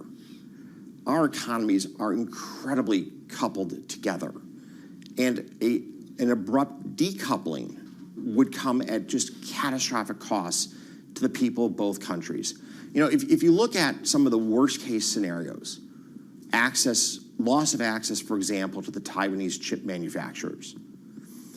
Just wake up tomorrow and we can't buy chips from TSMC. How many weeks till every single production line of consequence in America shuts down? No Teslas, no Fords, no Boeing aircraft. Probably an 8 to 10% hit to GDP. So it's really important that we try to find common ground to build a better relationship with China on, rather than continuing this downward spiral of tit for tat on trade policies and otherwise. How do you think about this as somebody who runs a business in terms of whether you... So just take a step back. Mm-hmm. If I'm Biden, I don't show weakness. I don't project weakness in any way. I need to project a strong America. The Chinese respect a country that is comfortable in its own strength, just as the United States should respect China and its position on the world stage. I think one of the miscalculations by the Trump administration was to make the Chinese feel belittled or attacked. It was the wrong tone, the wrong rhetoric with one of our most important trading partners in the world. It sounds like, as you speak about the way global relationships are changing under the environment that we're in, you're calling for more of a normalization of relationships across the globe, let alone this idea that existed a couple of years ago where there was a call for more deglobalization. Do you think that the world is too interconnected to be delinked? No, I think the cost to the world of delinking is too high to even imagine. Like, that's what's getting lost, is the cost of a delinked world is a world in which we're all profoundly poor. And we're poor at a moment in time where we almost everywhere in the Western world have aging societies, large structural both deficits and debts, and we need to have economies that are growing and creating for the future if we're going to meet the obligations to our retirees and if we're going to offer a better future to our children. And in a world in which we're rapidly decoupling, there's no way we're going to make our promises and commitments to our retirees, and our children will actually, for the first time, have a bleaker future than we had, and our parents had, and our parents had. So how do you think about this back to as a business owner? There has been a sense that Citadel Securities has sought to expand in China in particular. What's the opportunity in terms of the Chinese economy, and what's the risk given the global tension? Well, let's take a huge step back. One of the areas in which the United States is extraordinarily good is financial services. And many of the world's top asset management businesses are right here in the United States, from Fidelity to Blackstone to KKR to Citadel. The list goes on and on. Most of the preeminent asset management firms in the world are here in America. These firms create incredibly high-paying jobs and throw off enormous sums of taxable income that helps to deal with the financial problems that we have as a government. I mean, think about the banking system. Name the most important banks in the world. The ones based in China or in the United States? The world would say it's the banks based in America. Like JP Morgan, you want to think about the dominant bank in the world, the first thing you're going to think about is JP Morgan. It's just that simple. And think about the incredible amount of both employment and taxable income that a JP Morgan throws off. Now, why do I talk about this in these ways? In Washington, there's a real pressure to attack Wall Street, to attack financial services. I don't understand why we want to injure a sector of our economy that is a world champion. Most countries try to protect their world champion industries. They try to encourage their growth and prosperity. So for me, I'm completely befuddled by the efforts of the progressive left to attack a part of our economy where we not only thrive domestically, but we thrive globally. Well, let's just get into it then. Let's talk about Gary Gensler. It's no secret that you've been frustrated with his approach. He has a pretty sweeping agenda. You've said some pretty harsh things about his approach, but what frustrates you the most about what he is trying to accomplish? Well, there's a huge amount of effort to find solutions for problems that don't exist. Like that's if I want to put it in a sentence, it's why are we finding solutions for problems that don't exist? Well, you know, what would the equity market look like? He's on a path to really change the way equity market structure works. If he succeeds with his current proposals, what would happen? So actually none of us know because his proposal has so many different moving parts, the intersection of which is not appreciated or understood. So we don't really know what that world looks like. I'll give you a simple soundbite. In the retail market, one of the most important concerns that retail investors have is how is their order handled? And in particular, there's an entire body of law that says a firm that manages the execution of a retail order cannot front run that order. And it's a very important law because it gives the retail investor confidence that they're being treated fairly. Now, here's what's remarkable. In one of Gary Gensler's market proposals, every retail order must be sent to a publicly displayed auction. So not only can the market maker front run that order, but every single market maker can front run that order legally. How in the world do you reconcile decades of regulatory decision making, all designed to protect retail investors, and undermine it in one fell swoop like this? So that's a great example of a solution. In this case, it's an anti-solution in search of a problem. I'm glad you brought up the issue about the retail investor. You kind of made the joke about the meme stocks a little earlier. Gary Gensler is trying to protect the retail investor. Before I came to interview you, I mentioned that I was interviewing you online, and about 600 responses came in about you and what you do. Why do you think that the American retail investor feels so much like Wall Street has an unfair advantage? What do you tell them? Well, I mean, first of all, there's two conversations here. There is, I'm a retail investor and I'm going to compete with Wall Street. And the second is, when it comes down to the moment of execution, how am I treated? All right? So let's just start with basics. What's the day job of all of my investment team? It's to understand stocks. It's to understand companies. It's to meet with management teams. It's really hard as a retail investor who trades stocks in the free minutes of their day to compete with people whose entire life comes down to researching and understanding business models and the pricing of securities.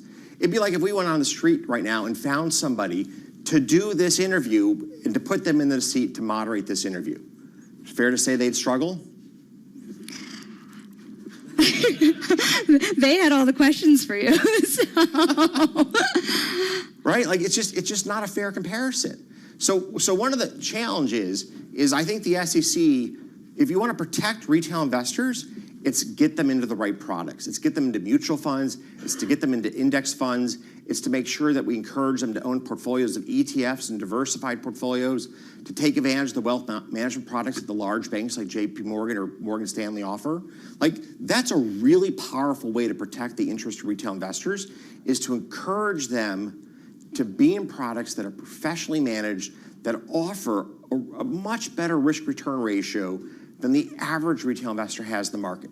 Now, having said that, having seen a substantial amount of order flow from the U.S. retail investor over the years, there are, of course, some retail investors who are really good at understanding emerging trends. I mean, look at how much money retail investors made in Tesla, and God bless. Like, they were there at the start of this transformation of the automobile, on the EV wave that Elon Musk created. Like, they crushed it. Same with Apple. Same with a number of other really powerful stories. So clearly, we want to make sure retail has access to trading stocks directly, because for many of these investors, they're pretty good at it. But big picture, the SEC should encourage people to be in professionally managed products. For those that really do have a gift at understanding how the world's going to unfold, be comfortable in trading in single stocks. Be comfortable in having portfolios that manifest your views. When we get down to the nuts and bolts of execution, let me tell you about the good old days when I was a retail investor in college. I paid $19.95 in commission and was lucky to have a 25-cent wide bid-ask spread. In the early days of Citadel, in the good old days, we used to have spare phones. Do you know why? Traders would break them. In frustration over their experience trading a stock on a given exchange. We'll leave it at that. All right? We don't have any extra phones today. Sounds like an expensive habit. It was an expensive habit. But there were a lot of expensive days. You'd go to buy 100,000 shares. You buy 10,000, the price is up a quarter of a point. You buy 10,000 more, the price is up a quarter of a point. Not a quarter of a cent, a quarter of a point. That was the good old days in the 1990s trading stocks in the United States. Today, retail investors trade for zero commission and a spread that's a fraction of the posted spread on the marketplace. So a stock that's a penny wide, retail trades for 0.8 of a cent or 0.7 of a cent. It's a remarkably efficient market. It's a real testament to the power of technology, to the power of the ability to process millions of transactions a day at costs that are next to zero within our financial infrastructure. Well, let's talk about efficiency for a second here. What does this mean for the equity markets relative to other less efficient markets? Citadel has been expanding into many new areas, both Citadel and Citadel Securities. It's captured the attention of a lot of Wall Street, the move into fixed income in a much bigger way. Are you looking to places outside of the equity market in a much bigger way? And are you concerned about the ability to capture more alpha in the equity markets these days? Well, there's a lot in that question. So let's unpack that in a couple different ways. Equity market in the United States, holistically, extraordinarily efficient. And that's great. That means our market is allocating capital to the best and highest use. That's how we create jobs. That's how we create a stronger America. Fixed income markets in the United States, Treasury market, unfortunately, is getting too big. We need to get our fiscal house in order. We've talked about that. Corporate bond market, under quite a bit of change. The rise of private lending is really starting to show an impact on the overall corporate bond market. And I do worry about that. I worry about the lack of price transparency. I worry about the lack of real-time feedback loops that indicate to both managers and investors how good or how well is my capital being allocated. So one of my worries about the rise of private credit is we're undermining the transparency of price that's so important for all of us to understand how good of a job are we doing at allocating risk. Now, in trading markets, in capital markets, in Citadel Securities, I mean, to be clear, what we've done is we have been at the forefront of the electronification of markets. We felt that the good old days where you broke phones were days that would be left in the past by the rise of technology. And we went all in on that bet. And we were right. Like, we got that one right. The rise of electronic trading in options, in equities, in fixed income has really dramatically changed or transformed the end user's experience in trading these products. Even if you're trading by voice, because the trade you're doing is bigger than the trade that's typical in the electronic market, you're leveraging the price transparency and you're leveraging the liquidity that takes place in those electronic markets. So that's been a transformation that we have been a huge beneficiary of as Citadel Securities. We've pushed this transformation, and it's been a sea change for end investors around the world. Bid-ask spreads have plummeted holistically. Liquidity has soared across virtually every product type that's moved to electronic markets, and price formation's far more clear and transparent. Now, what does this mean in the context of new technologies, AI, generative AI in particular? Does it add something to the table that existing technologies don't already do? So I think the impact on financial markets will be less than it will be in other parts of the economy. And I think, one thing to keep in mind with generative AI is it does produce written words, it produces images, it produces things that we as humans can immediately relate to. In fact, it's almost like magic, right? Like, write a speech on X and it'll write back a pretty good speech. Write a paper on Y. I mean, it's remarkable how it's able to create free-form text that seems logical and coherent. Accurate, well, that's another question sometimes. But it's really transformational as compared to predecessor forms of machine learning, which produced zeros and ones, much more inscrutable. Now, machine learning has been used by the market maker community for years. It's part of how we've been able to bring down bid-ask spreads and increase liquidity. Is through machine learning, we can better understand how to price risk and how to manage risk, and those techniques are widely used across Wall Street today. From my perspective, the big impact of generative AI is going to be call centers, translation work, producing content for Hollywood. I mean, the ability to render, I've told this story before. A friend of mine showed me an image of a future Star Trek clip or movie, which is yet to be created. And there's James Kirk. And there is Mr. Spock. And they look perfect, except they don't exist. So over at the hedge fund at Citadel, how do you think about either getting in on the AI craze, or do you think that it's in too much of a bubble? Well, I mean, okay, so the minute you say get in on the AI craze, you've given the answer. Like, we're not trying to get in on crazes. We're trying to get into businesses where the market has yet to perceive the value or impact. That's where we want to put our capital. We want to put our capital on what's going to be important in the future. Now, there are dimensions of the AI craze that we think are really interesting. For example, how Microsoft is using AI to empower its suite of software, and how Microsoft is driving its users towards the cloud is a really interesting study in corporate strategy. I mean, I got to tell you, they're just crushing it. And by creating a product suite that pushes you towards their cloud environment, they really marry you to Microsoft holistically in a very different way than you've been married to Microsoft in the last 10 or 15 years. So we think about these second-order effects that these technologies have. We think about how, first-order effect of Ozempic is people lose a bunch of weight.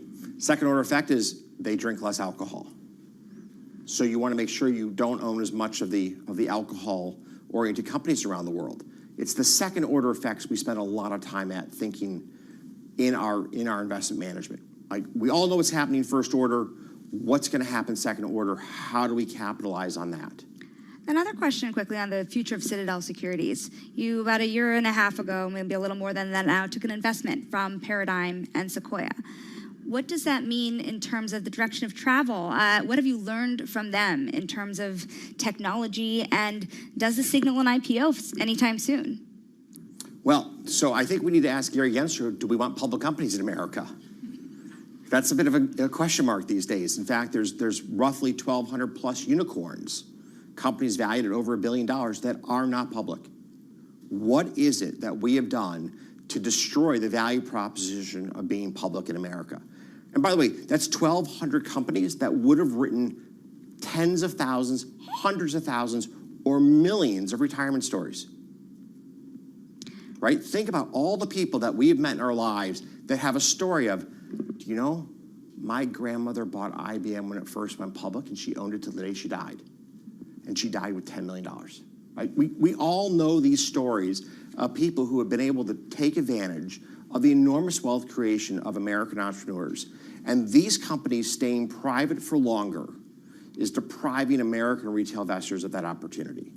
So that's number one. Number two, Sequoia has been a fantastic partner in the business. They are absolutely great in the boardroom. They keep my management team focused on the right issues, the right metrics. They really help to be a voice of both passion around growth and passion around running a business. And of course, they do have the expertise as to what it takes to run a successful public company, and they bring that to the table each and every day. So they've been a great partner to work with. I really value the relationship that we have with Sequoia. Does this all signal an intent for you, particularly at the hedge fund firm, to be investing more in the private markets? So there's no doubt that market forces today are pushing one to think more and more about investing in private markets. There's no doubt. As the SEC continues to pursue strategies that shrink the relative size of the public markets, you need to think about what's your growth equity strategy, what's your private credit strategy, what's your private equity strategy. Like, this is where the SEC is ironically pushing the business is away from public markets. And that unfortunately pushes more and more capital appreciation opportunities outside of the hands of American retail investors. So before I let you go, we have about 10 minutes left here. We talked about the future of Citadel. We've talked about the future of the economy. What do you think is a bigger issue? We are so close to the U.S. election, and frankly, there's no stage you've been on that anyone gets away with not asking you what you think the future of the country is. What do you think is a bigger issue going into the election next year, the economy or national security at this point? People are going to vote their pocketbook. How are you voting with your pocketbook? My pocketbook's doing okay these days, so I'm going to vote the national security issue. Well, to that event too, you've spoken quite favorably of Nikki Haley, partially because of her expertise in this arena. Do you think she has a chance to beat Donald Trump in the primaries? And if not, what do you think is her biggest challenge? Look, we're going to find out over the next 12 weeks if she has that chance or not. The issue is going to come down to, is he brave enough to face her in a debate? Are you supporting her financially yet? That's a decision that we're actively contemplating. I mean, we're at the finish line on that choice, yes or no.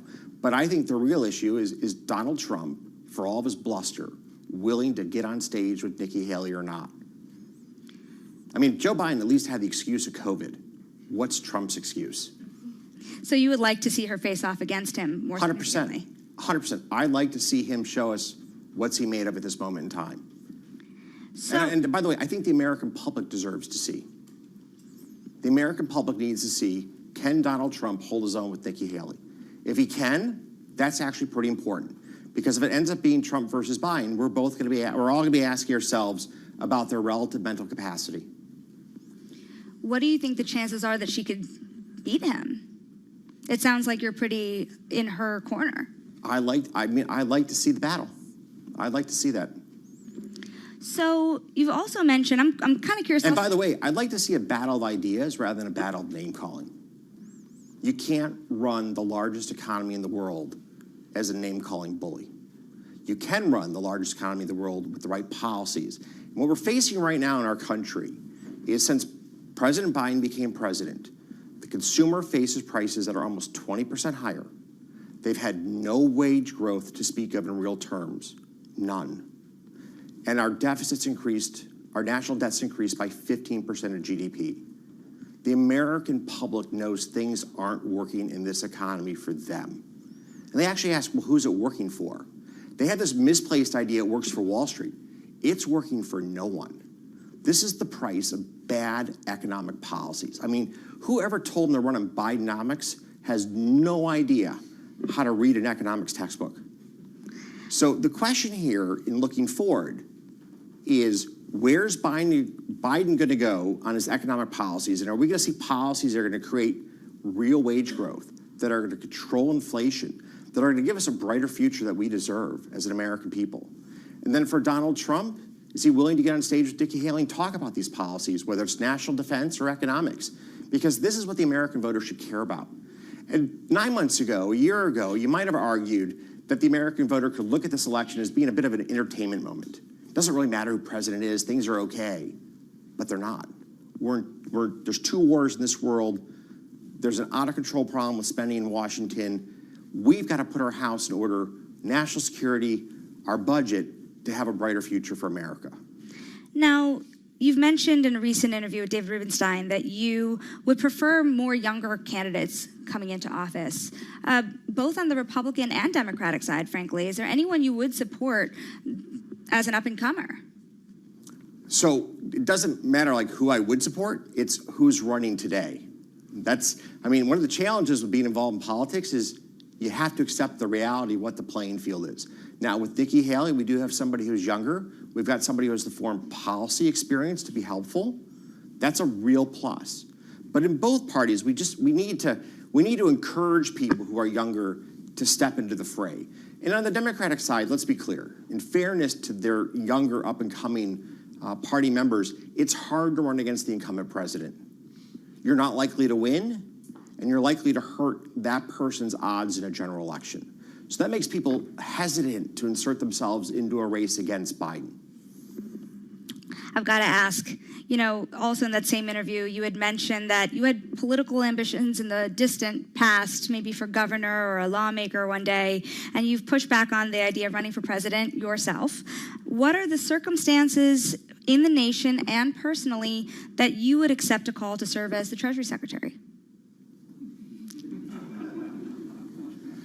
All right, well, let's just give a little context here. David and I are both huge collectors of American documents, or documents of our government, right?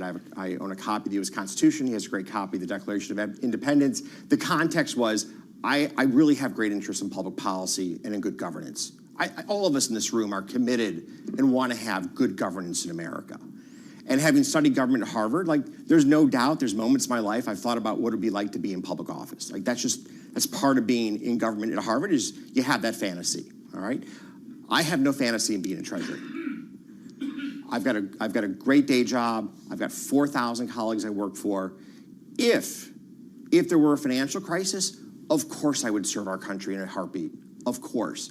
But right here, right now, I don't think that being Secretary of Treasury would create the opportunity to change our country for the better in a way that would be profound enough for me to walk away from my lifetime work in building Citadel and my 3 kids who are all basically teenagers right now.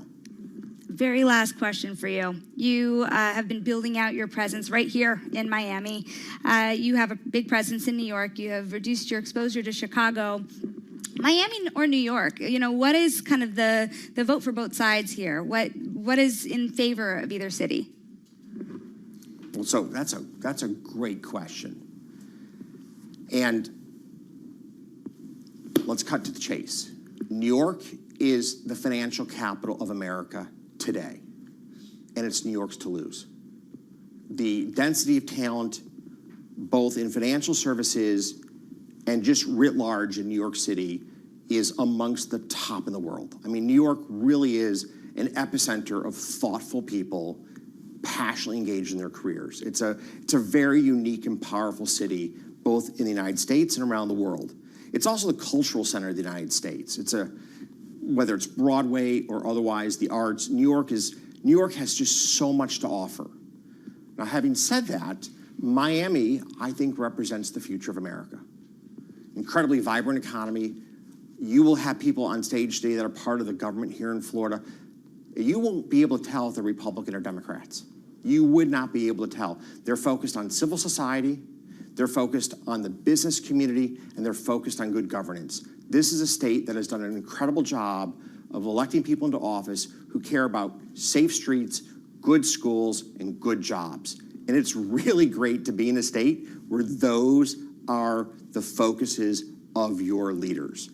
And I say that as somebody that was committed to Chicago for 30 years, who saw my city devolve into anarchy under poor governance. And I really do believe there are very important lessons for America from the good governance that you see here in the state of Florida, particularly at the state and county level. It's just such a delight to be here. Next time we'll be debating this one for years to come. We will, and we'll see how big Wall Street South becomes. We're on Brickell Bay right here, and maybe in 50 years it'll be Brickell Bay North was how we'll refer to New York in finance. Anyways, we have to leave it there. Ken, thank you so much for your time, and thank you guys all for joining us.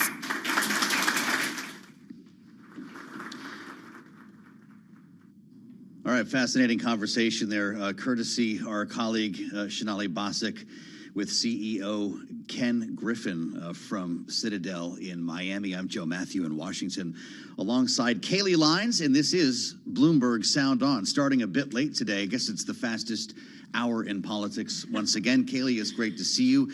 I could listen to him all day, whether you agree with him or not. He just has a way of kind of capturing you with the way he speaks. And we covered a lot of ground there and was steeped in politics for a lot of the conversation as well. Yeah, a lot of fiscal questions, of course, as we're having this funding debate here in Washington. Ken Griffin essentially saying that if you look at the market, it is telling us that we cannot run annual fiscal deficits in the magnitude that we're running. Then he went on to say that, look, we're in an election year, however. Yeah, right. So it's very unlikely that fiscal policy is actually going to tighten because that's just politically really difficult. And of course, that's on the domestic side. He had a lot to say on geopolitics as well, Joe. That's for sure. We got into China, as you would expect. I was kind of taken by the Nikki Haley conversation. He sounds like he's warming up to the former governor of South Carolina. But we'll talk a lot more about it as we make our way through the day here on Bloomberg and through this hour with myself and Kaylee, because we've got news here, Kaylee. In just a couple of hours, there's going to be a vote on the House floor for a continuing resolution that appears to be the path to avoiding a government shutdown at the end of this week. They're whipping votes now, but everything we're hearing would suggest that this is actually going to pass. Something that needs to pass with 290 votes, since they aren't doing things through the usual rules process. That is suspended, so you need a 2/3 majority, and that means, Joe, that it's going to take Democrats. That's Remember correct. when we were here at the end of September and what McCarthy ended up having to do was pass a clean continuing resolution with Democratic support, and he lost the gavel as a result? Well, let's go round two and see if Mike Johnson can hang in there longer. Yeah, he seems to be getting a pass this time, although it looks like he's short about 50 Republican votes. To your point, that just might not matter when Democrats show up, but let's talk to one right now. Congresswoman Gwen Moore, Democrat from Wisconsin, is with us right now, live from Capitol Hill. And Congresswoman, it's good to see you. Appreciate your coming along here. Are you about to get Mike Johnson fired? Well, you know, I didn't vote for him for Speaker. So it'll be really interesting to see if he lasts longer than this vote. Well, yeah. That's another way of me asking you if you will vote yes on this continuing resolution. Well, you know, I'm still working through it. I don't want to see the government shut down. I do think there's deeply flawed in areas that are of grave concern to me, like like Women, Infants, and Children program, the WIC program, which in Wisconsin, we've seen a really big uptake in the use of that. And we're going to be about $1 billion short. And of course, we aren't meeting any of our emergency funding needs for all of the war and conflict that's going on. But I don't want the government to shut down. And it's very likely that I'm going to vote for this continuing resolution. So, Congresswoman, you just mentioned some of the emergency funding needs, be it Israel or Ukraine. Are Democrats losing leverage here if they vote for this CR to get those things passed ultimately? Well, this CR doesn't have that funding in it.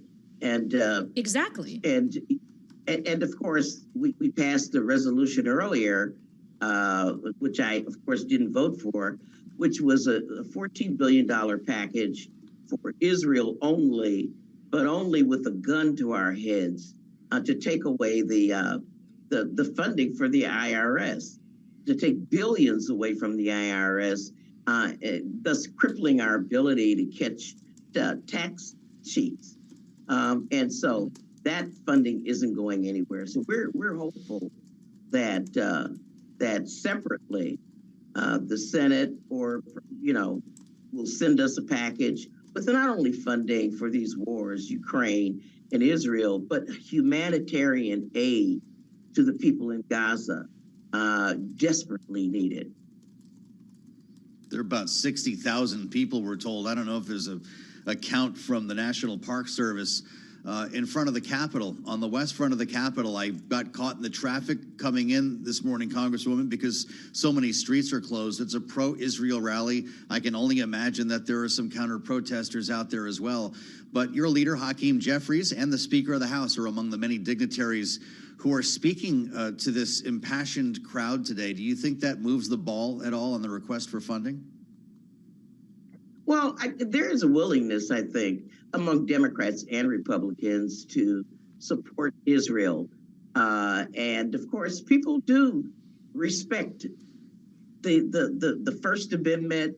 I think it's extremely important that we invite people and welcome people to the Capitol to voice their concerns of all kinds. And so unlike January 6th, I expect that this is a rally which will be basically positive, which will affirm Israel's right to exist, and even the counter-protesters, if there are any, I think are going to be respectful of this right.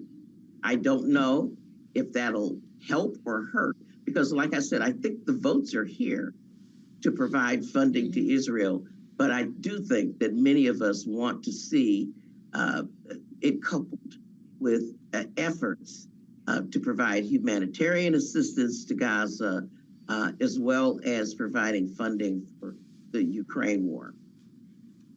Well, and clearly, Congresswoman, just the very fact that there are tens of thousands of individuals there representing on the mall today speaks to the intensity of the moment and the passion that is still very much front and center when it comes to this conflict in particular. I just wonder, though, if that's still going to remain, if the same impetus will be there as time goes on. What do you think realistically is the timeline we're looking at for passage of funding for Israel?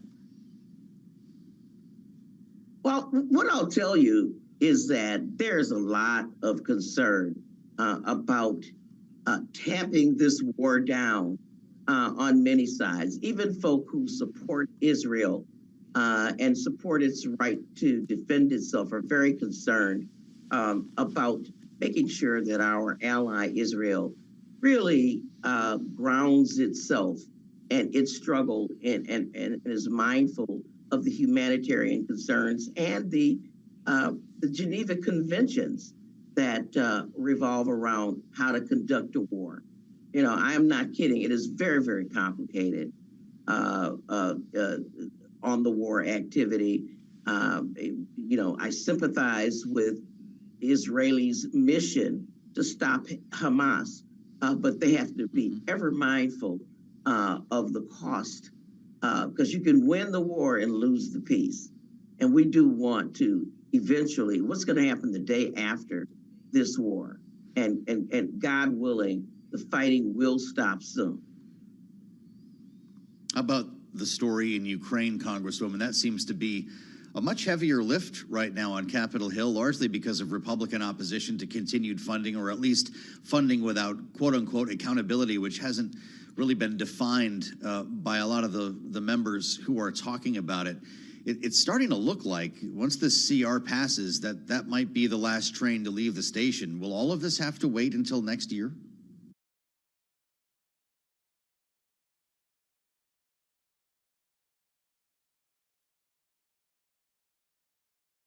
Democrats in the Senate, but with Mitch McConnell as well, and Republicans, to send us something over.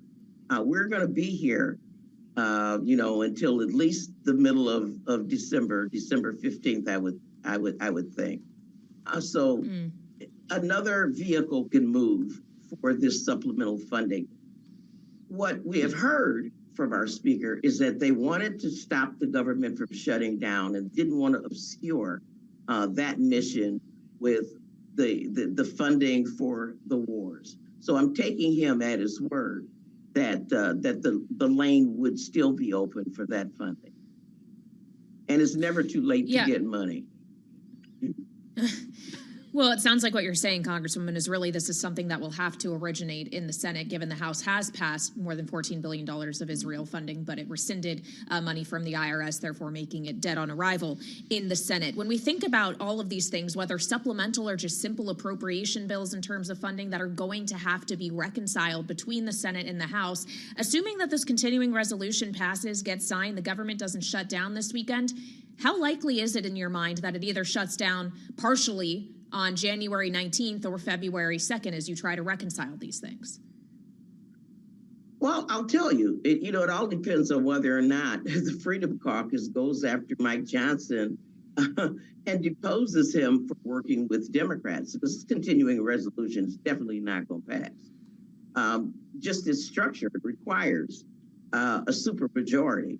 So clearly, Democrats would have to vote for this continuing resolution.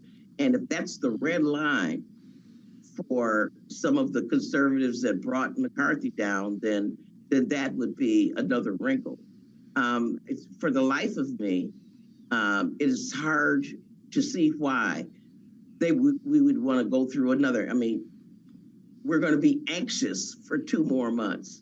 It's going to be hard to stomach our Thanksgiving dinner and our Christmas dinner, knowing that we've got to go through this again.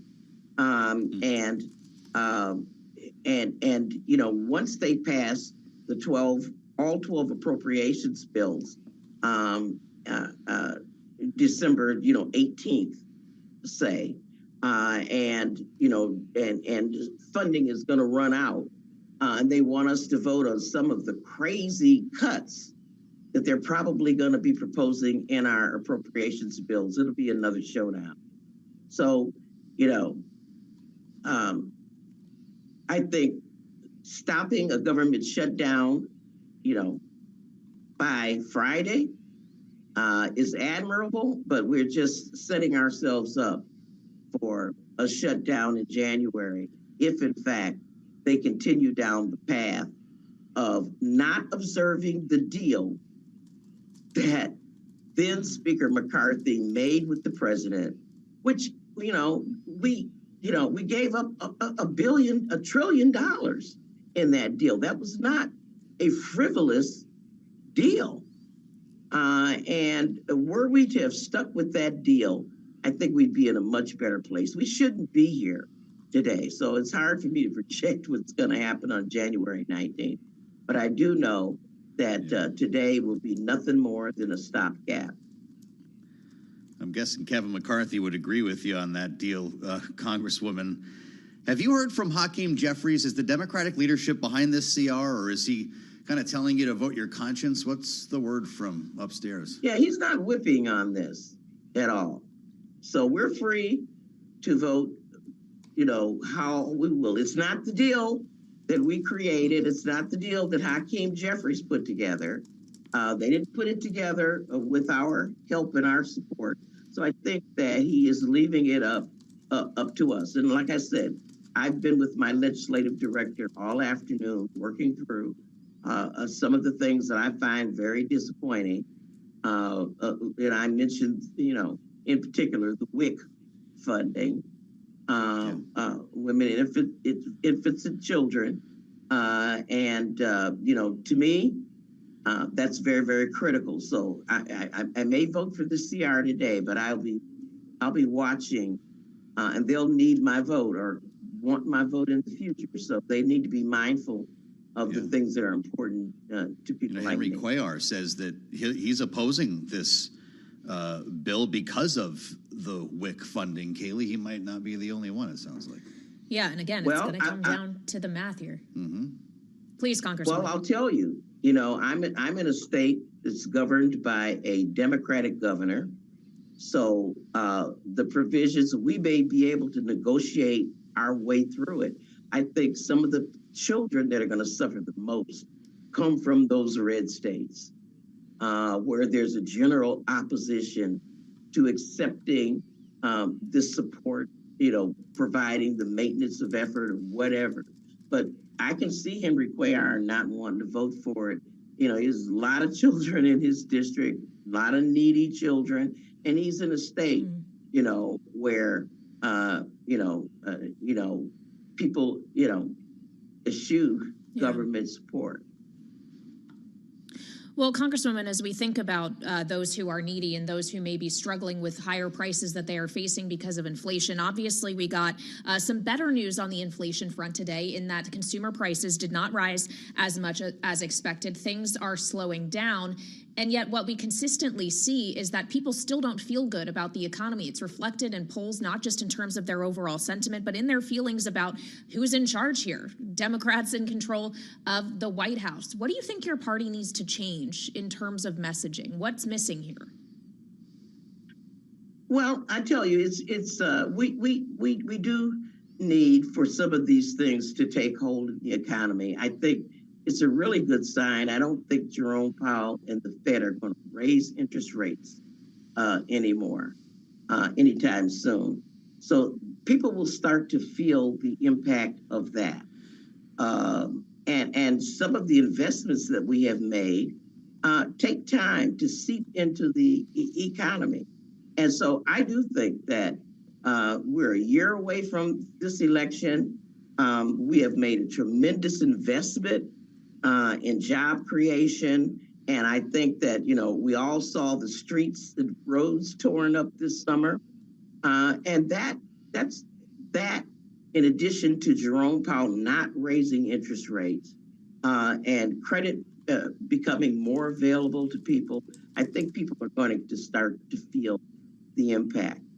There's a lot of effort to train people up, to get them involved in a brand new economy. And I do think that it's not a matter of messaging, it's a matter of being like Missouri, the show me state. I think we need to show people how they're benefiting. Spending time with Congresswoman Gwen Moore, the Democrat from Wisconsin, serves on the Ways and Means Committee. And I'd like to ask you lastly, if I dare, in our minute and a half here, Congresswoman, about something called revenues. We talk a lot about cuts around here, and there's a lot of talk about balancing the budget and lowering the deficit. At what point is your committee going to start raising revenues to start closing the gap? Well, from your lips to God's ears, we have tried by providing the monies to the IRS. And one of the things that we discovered under our jurisdiction is that someone like Donald Trump's taxes, for example, the IRS just didn't have the personnel to be able to go through a complex tax return such as Donald Trump's. And there are many individuals who avoid taxes because they have complicated, tax things. Some of these deductions are ones to which they're entitled, and others are just plain old a tax evasion. And well, I'm going to get a bunch of hate mail for asking you that question, just for framing the question, Congresswoman. We're not allowed to talk about it, but I do feel like at some point we're going to need to go there. I wish we had more time, Congresswoman. Thank you for being with us. Let us know how you vote. Congresswoman Gwen Moore with us live from Capitol Hill. I'm Joe Matthew with Kaylee Lyons. This is Sound On, live from Washington, only on Bloomberg.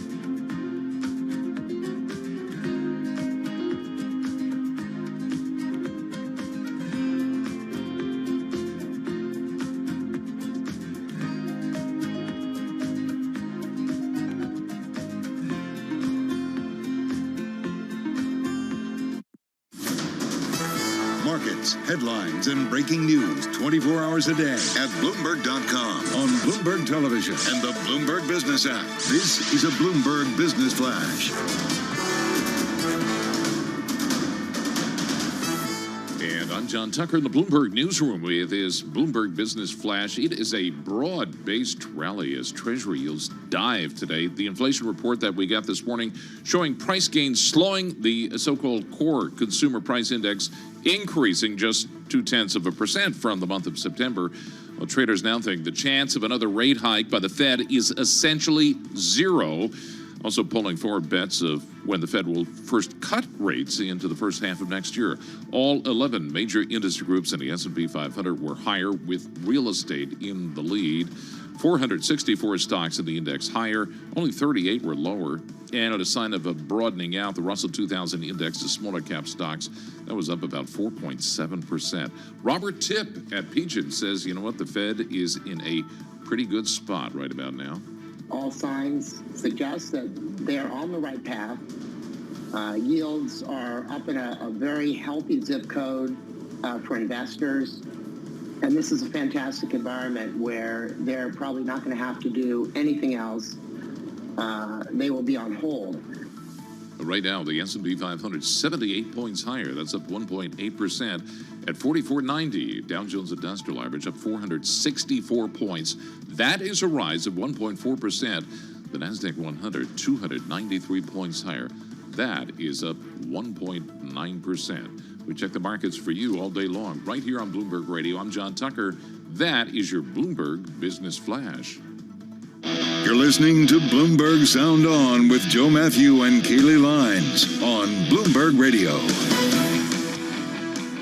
I keep hearing and reading that the odds are just getting better every day on avoiding a government shutdown. But Kaylee, I want to know exactly what the odds are, and there's one person who does that. That's the business of Bloomberg Intelligence.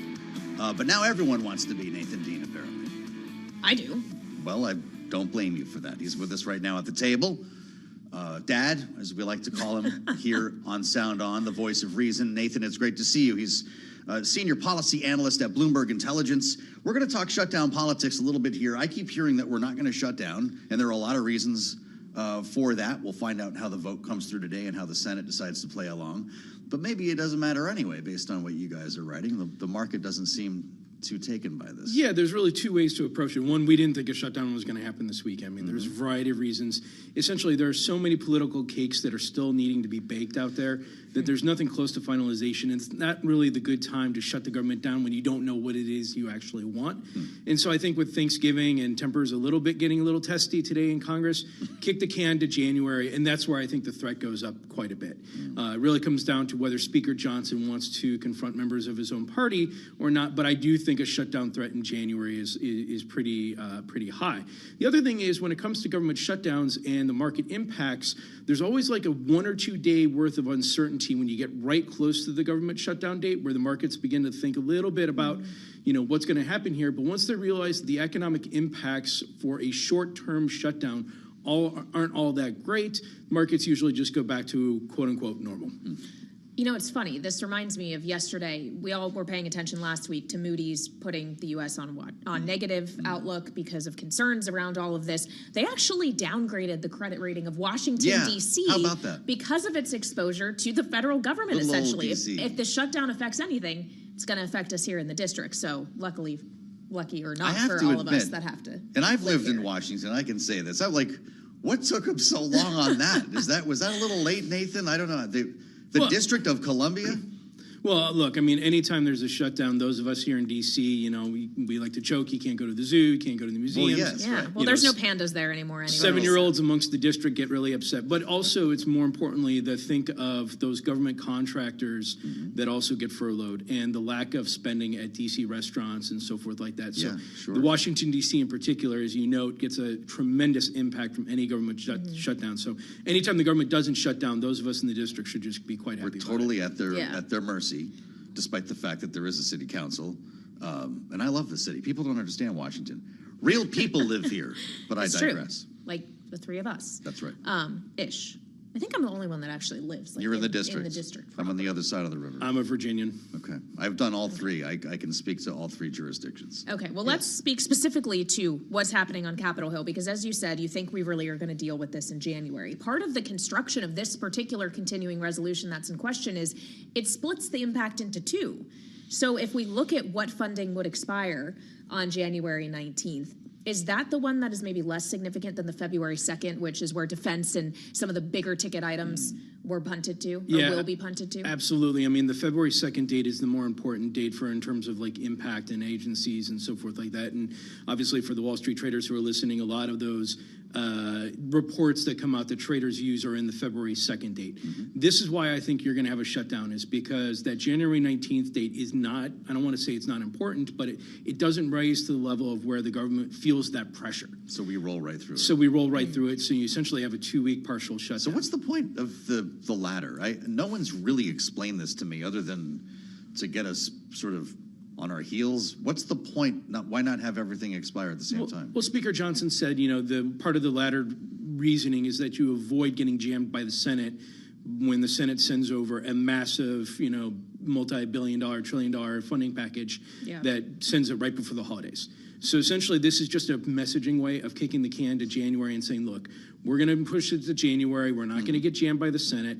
But I would point out that I get that, though. But why two separate expirations? Well, I think Speaker Johnson is just trying to figure out anything that he can do to get past, the same issues that has confronted every Republican speaker prior to this point. Is there needs to be a new form of thinking.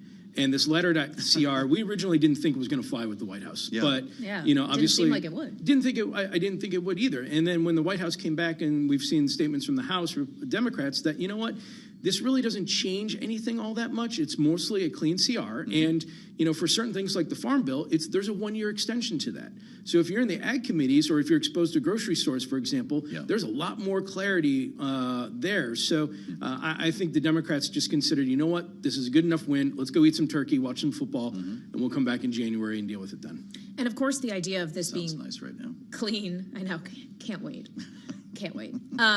This being clean and not having steep spending cuts, I wonder if ultimately the passage of this and potentially having, a fight and making spending cuts less steep, if it's something that the Senate and the White House are ultimately going to be able to swallow in terms of actually getting these appropriation bills and budget passed, if the cuts aren't steep enough, are we going to get downgraded by Moody's? I wonder if it becomes more market negative if a budget actually gets passed that isn't seen doing enough to address the long-term fiscal problems. So this is not a debt ceiling fight, and thank God. I mean, this is not a debt ceiling fight. But please remember that come April, there is an automatic 1% spending cut reduction across the board. And Congress, I don't think anybody in Congress wants that. Maybe a few handful of folks, but most people in Congress don't want that. So that you have this date out there that you have to do something by this date. That provides political pressure on the parties to actually come together and try negotiating. Now, I don't think they'll be able to resolve it by January 19th. I think Speaker Johnson may want to say, look, my folks, some folks in my caucus want to shut down. Let's have a shutdown and let's really try and fight for some of those policy positions. But with that April 30th date, Congress is essentially being told, you need to figure this out, or else bad things happen. Now, we're not making a prediction on the April 30th date just yet, but there is a chance that bad things may happen. Are you running odds on the supplemental requests for Israel and Ukraine, and specifically Ukraine? You've got to be hearing from terminal users about defense contractors and when that money might be unlocked, or if it will be. Well, so we're not running odds on that, but I will state, in speaking with my colleagues who do the defense contractors, if you're in that space, just try and figure out what goes to munitions versus what goes to hardware. Okay. And so, if a lot of it goes to munitions, well, then that's a different aspect or a different impact to the company. So when we actually see the supplemental funding package and seeing how close it gets, one of the things that the BI analysts will be doing is trying to see how much of that is actually going to munitions, because that's less impactful than if it was actually going to hardware. I got to kind of do a hard pivot, just because we do have Nathan Dean here, and we talk to him often about bank regulation, capital requirements. But this is You relevant had today, to do Joe, it. We got because 2 minutes to fit this in right now. it's not just the spending fight that's happening. There was a hearing Very today important in the hearing. Senate Banking Committee. There will be another in Financial Services tomorrow with the banking regulators. So think the chair of the FDIC, Michael Barr, the Fed's vice chair of supervision. And a big issue is these capital requirements. I think every Republican member of the Senate Banking Committee wrote a letter basically saying, don't do the Basel III endgame that you've laid out. What did we learn today, Nathan? So we didn't learn anything from Fed Vice Chair Michael Barr. I mean, the Fed is trying to walk this very fine path of trying to ensure that moderate Democrats become okay with the proposal. There's a lot in this proposal that probably will have to change before finalization. But what the Fed has to do is they have to finalize this proposal, change all those things, and do it in a way that they don't get sued. And we saw today statements from Senator Tester and Senator Warner that they are not comfortable with the proposal the way it is right now. So the Fed is going to have to go back. You know, until after the comment period happens, the Fed's really not going to give us any indication, which is in January. But Fed has a really big challenge here, because if they don't, if they don't make these changes, the Democrats are going to be unhappy with it. If they make the changes, you're probably going to get sued. So you have to figure out, how do you change it in a way that gets you in the best position to survive 2024 and 2025? Wow, you fit that in too. Barely I'm beat the buzzer. thinking like really seriously about Basel III Endgame T-shirts for Christmas for this crew. Oh, I love it. I think that Or vest maybe I form. just I'll gave do that it. away. Those watching on YouTube Fleece will know vest, that big time. Yeah. Nathan Dean is also king of vests. If you're not watching us on YouTube, you're missing out. Come see us with Nathan. You've got 30 seconds. Search Bloomberg Global News. Is there a weekend shutdown thing, or then we all forget about it on Monday, or this gets done before midnight? I think it gets done before midnight. People want to go home. The turkeys and footballs next week sounds good. Absolutely. Speaking of football, my Broncos beat the Bills last night. Just had to squeeze that in there, too. Okay, now I'm done. I want the whole readout on your Thanksgiving. This is going to be excellent when we come back that Monday. Yes, Nancy Lyons, hungry for turkey? At least has world and national news in the Bloomberg 99.1 newsroom in Washington. I guess it's lunchtime, Nancy. Yes, thousands are gathered in the nation's capital today for the March for Israel rally. It was organized by the Jewish Federations of North America and the Conference of Presidents of Major American Jewish Organizations. Michael Balaban is president and CEO of the Jewish Federation of Philadelphia. They want to stand in solidarity with Israel. They want to ask for the hostages, to really demand for the hostages to be freed. And they want the world to open their eyes to the terrorism that Hamas is plaguing us with. Organizers believe as many as 100,000 people are attending that event. Residents in southern Israel have started to return to pick up what remains of their belongings. More than 20 towns and villages were attacked on October 7th by Hamas militants. Ayelet Katzir, who lives in the Kfar Aza kibbutz, was among those returning to collect her belongings. I'm very glad I came here, but it's so difficult. Katzir's husband was among the 1,200 people killed by Hamas. President Biden is getting ready for his long-awaited meeting tomorrow with Chinese President Xi Jinping. And a new report to Congress shows just how far relations between the world's two biggest economies have fallen. Tensions have gotten worse despite efforts to re-engage this year. That's the latest assessment from the U.S.-China Economic and Security Commission. The panel puts together a report for Congress every year, and this year it says the results of high-level meetings have only been the promise of more meetings. And while China has shown it is more willing to engage with the U.S., there is no evidence that it'll make concessions to improve relations. In Washington, I'm Nathan Hager, Bloomberg Radio. Global news 24 hours a day and whenever you want it with Bloomberg News Now. I'm Nancy Lyons.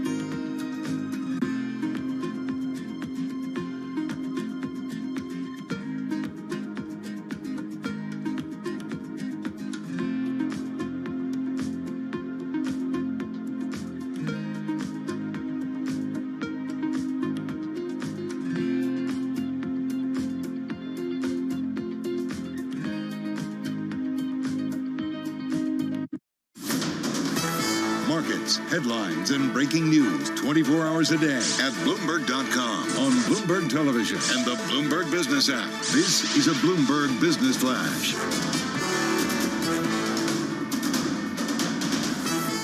And I'm John Tucker in the Bloomberg Newsroom with this Bloomberg Business Flash. Lots of green on the screen today. Stocks are rallying with the idea that the Fed is done.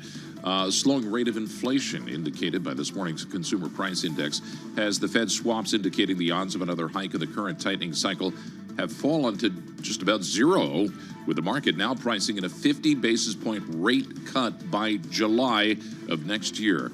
David Kelly is the chief global strategist at JP Morgan Asset Management. He says the Fed is on track to achieving its inflation goals. I think what's really important about this report is there's a large camp of people who say that the last mile is sticky. Getting from 3 to 2 is sticky. And we don't see that at all. We're going to step down inflation all the way through the fourth quarter of next year. And what I think this report is showing is across the board, there's disinflation in the U.S. economy, and we're heading back to 2%. And the 2-year yield right now, 21 basis points lower.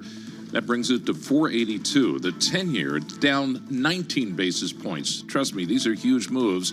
The 10-year yield, 444. S&P 500, as a result, up 86 points, up close to 2% on the index. Just below the magical 4,500 mark, 44.98 right now. Dow Jones Industrial Average up 510 points. And the NASDAQ 100, 321 points higher. That is up 2%. And a sign of just how broad the rally is. The smaller cap Russell 2000 index, that is up 4.8%. Home Depot shares, they're climbing 6% as Wall Street analysts call the retailer's third quarter earnings report and guidance better than feared. Probably more of the lift is coming from a decline in rates that's lifting everything that's housing related today. We check the markets for you all day long, right here on Bloomberg Radio. I'm John Tucker, and that is your Bloomberg Business Flash. You're listening to Bloomberg Sound On with Joe Matthew and Kaylee Lines on Bloomberg Radio. Fascinating conversation earlier with Citadel's Ken Griffin, an exclusive interview you heard with Bloomberg's Shonali Bosick. Kaylee, it took the better part of an hour, and we were glued to it, as we tend to be when he's speaking, and got to a lot of territory here, as you would expect. We talked about the economy, interest rates, and it veered into politics and geopolitics as the president prepares to meet with President Xi tomorrow. We've got a lot to hear balancing on both sides of the Atlantic. Yeah, absolutely. Of course, we heard from the president himself before his departure to San Francisco, where that meeting will take place tomorrow, in which President Biden said that he does not want to decouple from China. He's just seeking a normalization in relations. Specifically, he's looking at military to military communications. That's a very high priority. And maybe that's something that Ken Griffin would like to hear the president say, is we're not looking to decouple, because his warning today, Joe, was that would have really serious consequences. Well, though we're not decoupling, right? We were de-risking, de-risking. That's diversifying. the last thing that we heard. Here's what Ken Griffin said earlier today on Bloomberg. So it's really important that we try to find common ground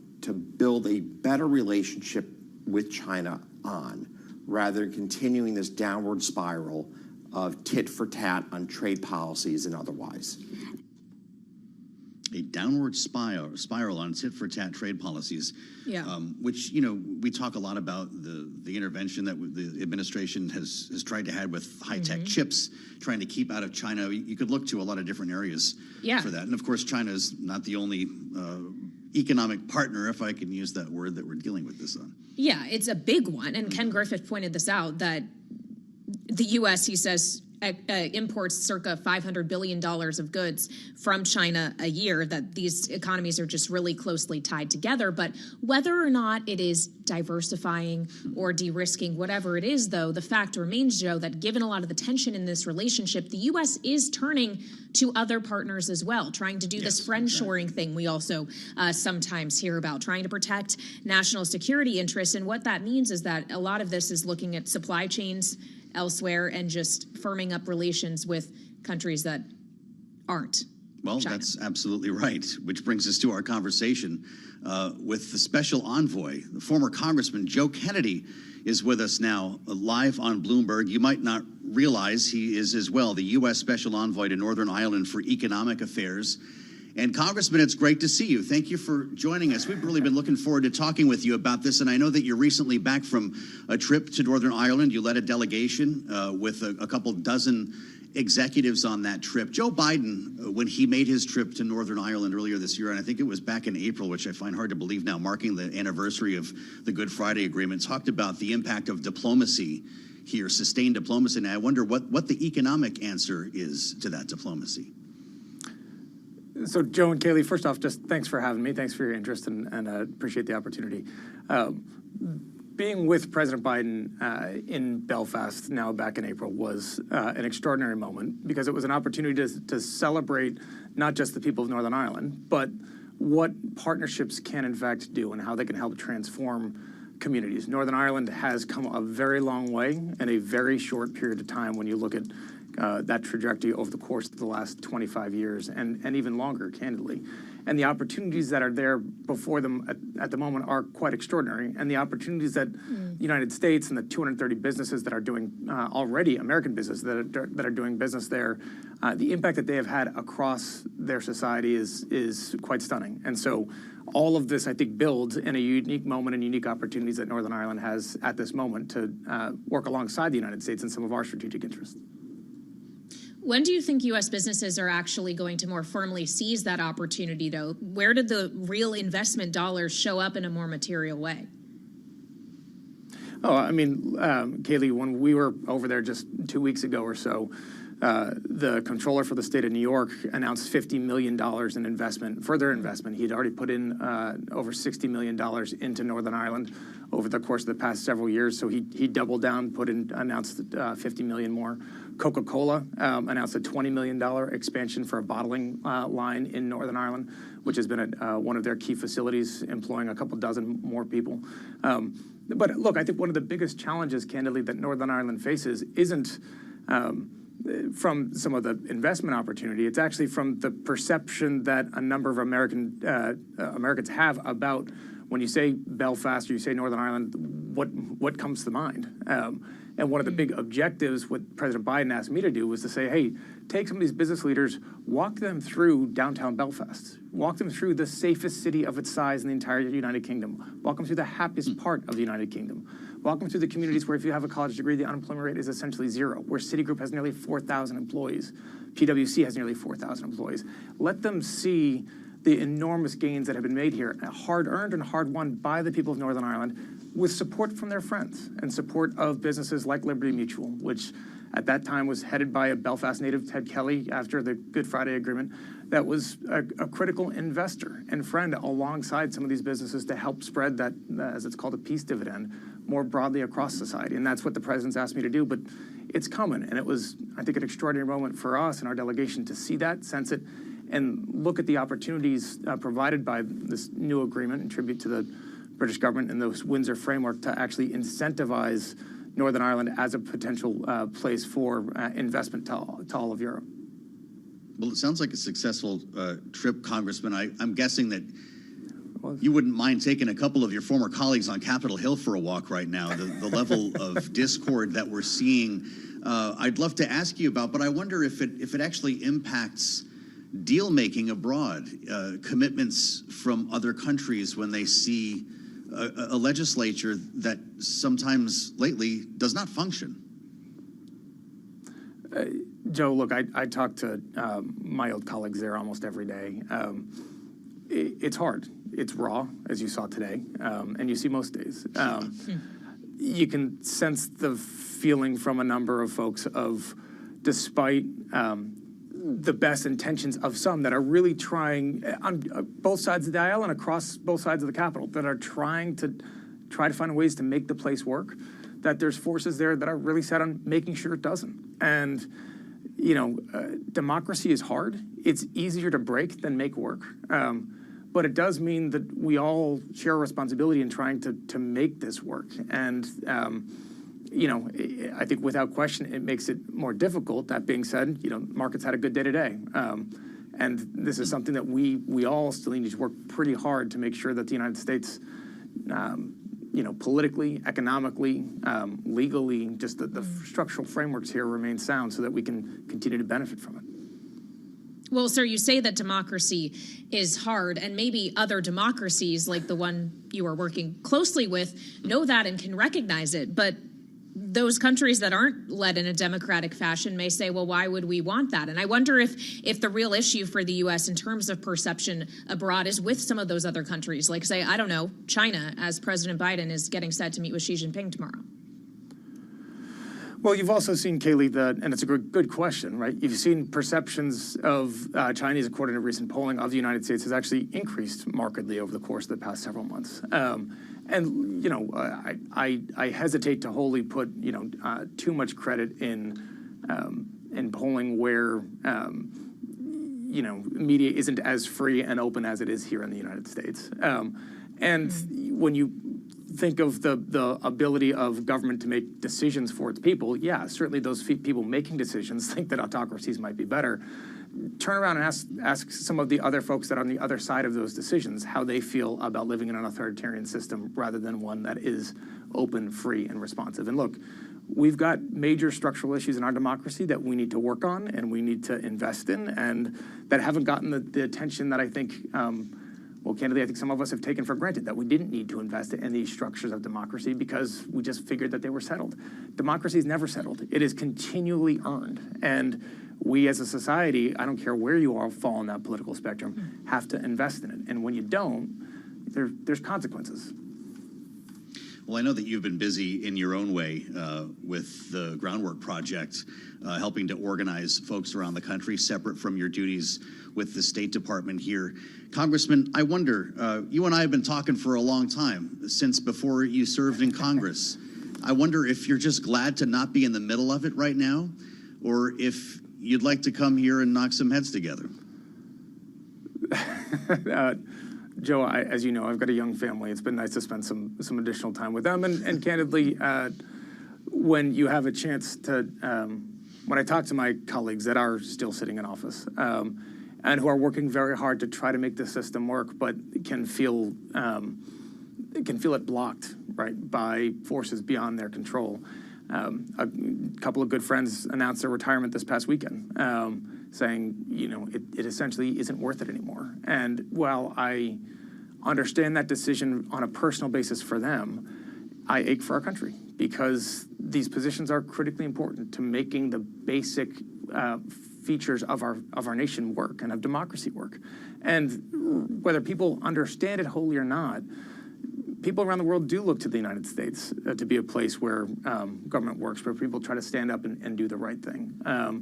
And when you've got some of the highlights that you're seeing coming out of the Capitol and out of our democracy in recent days and weeks and months, that can be harder to do. But without question, it matters. There's still good people there, and good people on both sides of the aisle, and again, on both sides of the Capitol. But this takes work, and this takes effort, and, for all of us, that isn't just going to happen because you want it to. You got to work, and this takes effort, and, for all of us, that isn't just going to happen because you want it to. You got to put some muscle into it. Yeah, so you are in communication, as you say, frequently with your colleagues who still are in Congress. What about the communication you're having in your role now? You're trying to convince businesses that operate in the U.S. to also invest in Northern Ireland. But when you're having conversations with those business leaders, what are they telling you about how they view the political environment? So that was part of the benefit of taking this group, over 50 business leaders, over to Northern Ireland, was for them to get a sense of what it was like over there, and to see it for themselves and not just read about it or experience it, or candidly hear what their parents or what other people might have thought about it, because people transit through Dublin frequently or London frequently, but haven't made that trip up to Belfast, or haven't gone to a border region like Newry, or haven't quite visited a city like Derry that has walls dating 4 centuries ago. But if you go to Derry, you'll also find out that Seagate, one of the world's leading manufacturers of hard drives, has had a facility there for decades. When you go to Belfast and find out it's the #1 destination for cybersecurity investment in all of Europe, right? They're surprised. You go to Newry and you see that it's home to a $1 billion financial services firm in First Derivative. There's an extraordinary story to tell. And while you can look back on these times of the troubles and the history of Northern Ireland and say, gosh, they've got a long way to go, I kind of turn that around and say, look how far you've come, right? Look at what the United States did in our founding, right? We wrote a constitution, we threw it out. About a dozen years later, we wrote a new one. We still didn't recognize women as people or anybody other than a white Protestant man, a rich white Protestant man, as having any sort of stature in our society. We fought a civil war and are still wrestling with the remnants of it. And so to turn back around and say, for Northern Ireland, that was in some aspect of conflict for literally hundreds of years, to see that they've come this far in 25 is nothing short of extraordinary. They've done the hard part. There's an opportunity here for precision manufacturers, medical device companies, pharmaceutical companies, financial services companies that are looking for an opportunity, a landing pad to invest in Europe and gain access to Europe and gain access not just to the EU, but the UK. Northern Ireland is the only region in the world that will have unfettered market access to both those areas. And so there's a real opportunity going forward for companies that are aware of it, willing to invest in it, and put some time in, and I think they'll reap the rewards from it. Joe Kennedy, the former congressman, U.S. Special Envoy to Northern Ireland for Economic Affairs, we thank you for the long view and your perspective today. I hope your family is well. Thank you, Joe. Great to be with you. Thanks so much for having me. Thanks, Kaylee. It's great to have you with us here. I'm Joe Matthew with Kaylee Lyons. This is Bloomberg Sound On. You might not be aware of what the congressman was referring to early in that interview. But Kaylee, I don't even know what to say about some of the stuff that's happened today. Yeah. Congress has become Fight Club. Yes. There's a few incidents we could talk about here, Joe. One being, evidently, former speaker, ousted speaker Kevin McCarthy elbowed one of his ousters, Congressman Tim Burchett of Tennessee. Then Burchett questioned whether he had any guts, tried to chase after him. McCarthy says this was all innocent. There was no intentional bup. So that was one thing. Yeah, well, he says he got a shot to the kidney. Yeah. And Matt Gaetz is now trying to open an ethics probe into this particular incident. No problem. Tim Burchett's been on with us. He has. In this very space before. The congressman was talking to a reporter. He says McCarthy jabbed him from behind when he was walking. He talked about it on CNN. Got elbowed in the back, and it kind of caught me off guard because it was a clean shot to the kidneys, and I turned back, and there was Kevin, and I for a minute I was kind of, what the heck just happened? And then I chased after him. Of course, he's as I've stated many times, he's a bully with $17 million in a security detail. Wow. Okay, then. He does have a lot of money, and I guess he has a security detail. We got a response from McCarthy? Because he chased him down. They had a face-off after that. McCarthy said if he hit somebody, they would know it. Oh, God. Okay. So that's one episode. Burchett says he did catch up with him, and the security detail was... As he always does. He just denies it or blames somebody else or something, and it was just a little heated, but I just backed off because I saw no reason. I wasn't gaining anything from it. So I think we're probably done with that. Okay. What happened in the hearing with Senator heated. Mark Wayne Mullen, I don't know what to say about, though. Yeah. Sean O'Brien, the head of the Teamsters Union, who was sat at this desk. All these people have been on with us. They're real people. Yep.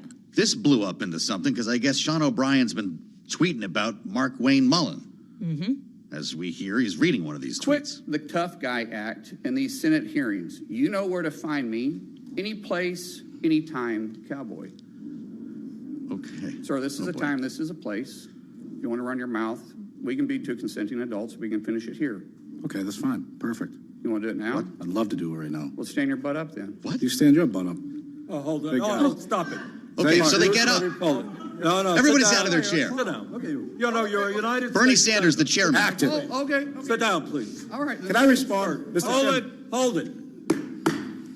If What we can't, is going on? I have the What he mic. said. I'm sorry. This is Hold what it. he said. You'll have your time. Okay. Can I respond? Oh, no, you can't. This is a hearing. Sit God down. knows the American people have enough contempt for Congress. Let's not I don't make like it worse. thugs and bullies. And that's what- I don't like you because you Hold just it. described yourself. Oh, wait a Hold minute. it. They're going to get up You have again. the mic. You have time. This is what the Wild. American people are seeing today instead of an effort to fund the government, which apparently also will happen before this day is over. Yeah, about an hour and a half, Joe. 4:20. Was there another one? There was a third That's one, right? the vote. Yeah. We'll talk about it on Balance of Power later. Meet Kaylee and I, Balance of Power, Bloomberg TV, 5 o'clock, because Bloomberg Business Week starts right now.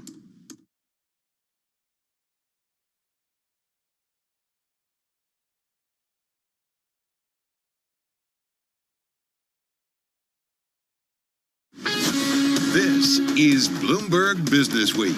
Insight from the reporters and editors who bring you America's most trusted business magazine, plus global business, finance, and tech news as it happens. Bloomberg Business Week with Carol Masser and Tim Stenivek on Bloomberg Radio. And a very good afternoon, everybody. Live from the Bloomberg Interactive Brokers Studio on YouTube and Bloomberg Originals. Carol Masser, Tim Stenivek. Tuesday, November 14th. Everything is totally awesome. Yeah, I mean, as long as CPI comes in just a tenth of a percentage point below what analysts had expected. But everybody Carol, was expecting another maybe, then it's all good. I know. It's all good. Hey, listen, At check least it out. today. I mean, S&P 500 rallying on track for its 10th day to close above its 200-day moving average. Markets and a Fed that could be possibly, maybe, let's ask Alice in Wonderland, could be done. I don't know. Maybe. But it's top of mind this Tuesday. We're going to get into the trade in just a moment.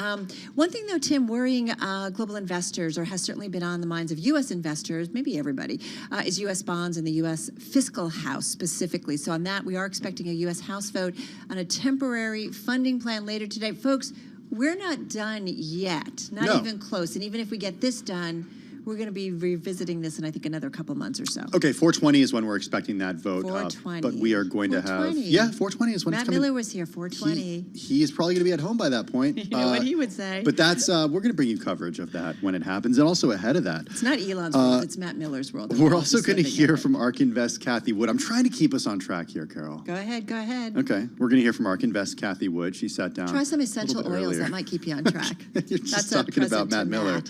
Matt. Plus, as Presidents Biden and Xi get ready to meet in a face-to-face summit tomorrow in San Francisco, executives at many multinationals, think CEOs at Microsoft, Citi, and Exxon, are jockeying for dinner with Xi. It's a new competition, dinner with Xi. You get a dinner. You get a dinner. You don't get a dinner. Who is that? And there's one interesting CEO, very important to China, who's actually not going to be there. So we'll get into all of that. We're also going to tell you how Wall Street makes millions selling car loans to customers that can't repay. This is going to feel like deja vu all over again. Yeah, I think that's a really good tease. Also, we got the author of The Geek Way on the radical mindset that explains everything from why Montessori babies turn out to be creative tinkerers. I'm not creative. I went to Montessori. All right, I'll ask him about that. And how newcomers are disrupting industry after industry. Love this. Looking forward to that. And then we've got the president of Poker Power, Erin Leiden. She's going to talk about gaming out workplace equity. Basically, how do you get equal pay and all this good stuff. So we're going to get into her in just a moment. In the meantime, it's a broad-based rally, folks, across the board. The risk trade is on. We've seen some significant moves when it comes to U.S. Treasury yields. So that is certainly front and center for us on this Tuesday. Over to our TV colleagues. That's us countdown to the close. Starts right now. Countdown to the close. Bloomberg's comprehensive cross-platform coverage ahead of the U.S. market close starts right now. This is the countdown to the close. Romaine Bostic alongside Katie Greifeld, and we're joined right now by our colleagues Carol Masser and Tim Stenivek. Welcome to our audiences across all of our Bloomberg platforms, television, radio originals, and our partnership on YouTube with stocks pretty much across the board, up 2% here on the day. The Russell up more than 5%, having its best day going back to November of last year, and that all seems to be tied to that big CPI report we got this morning. Yeah, showing that U.S. inflation broadly slowing. This was a surprise. I think people were expecting a little bit of a hotter print, and that's not what we got. Having said that, as it turns out, pricey watches, they are also seeing some cooling when it comes to demand as well as increased supply. So two factors at play. Two-year lows when you're talking about Patek Philippe watches, when you're talking about Rolex watches, falling to fresh two-year lows. This is on the secondary market, and this was last month. What? Carol's talking about watches? Where do we go? Everything has a price, Romaine. The Rolex. Do you know? Is that the real economic indicator? You know how we always say the luxury market, it's immune, everything's fine? Well, it's interesting when you start to see even that come undone. Yeah. Here at Bloomberg, we have Isn't that like the Bloomberg ultimate discretionary subdial item, though? index. Hey, there's a Bloomberg subdial watch index. I So know. this Did is I just real. say that? Is there an echo in here? Deja vu. Yeah, it dropped 1.8% in October, okay? I do So it listen. tracks the prices for the 50 most traded watches by value on the secondary market, down 42% since a high back in April of 2022. So I guess the good news is if you're in the market for a Patek Philippe, maybe even a Rolex, if you don't want to go as high-end as a Patek Philippe, Katie, for the holidays maybe, then maybe it's a good time to pick one up. I didn't even know what a Patek Philippe was, but good to know. I'm going to write that down. There's a third company here that's mentioned that I actually can't pronounce. Where's Chris Rauser? So I'm not going to even This try. is when we need Chris Rauser. My strategy is usually to just barrel through it on live television, and it kind of just own it. Just own it, right? People are like, wow, look at Then they know you don't have the watch. So, okay, so maybe that's an economic indicator, one to keep in mind. Let's talk about another indicator. I loved this story on the Bloomberg terminal. You know how great quarter guys has kind of become a meme for what analysts say on earnings calls. Actually, Bloomberg crunched the numbers, and mentions of praise to executives for earnings calls, they actually declined by 29% quarter over quarter. Mentions are down 35% below the average pace in the previous 3 years. It's pretty amazing, and it speaks to how rocky things have gotten on the earnings front. Of course, this past season was pretty much a mixed bag. You had some standouts, but overall, it looks like analysts are praising executives less. Yeah, I mean, well, are they actually deriding them, though? Because, I mean, those are the numbers I would like to see. And it's funny, because we have had that in the past. I mean, I remember the last big recessionary cycle we went through. You did, in the most diplomatic way, some of these analysts were basically like, look, what the heck's going on over there? Do you hear that? Wait, that's the analyst community downgrading stocks to sells.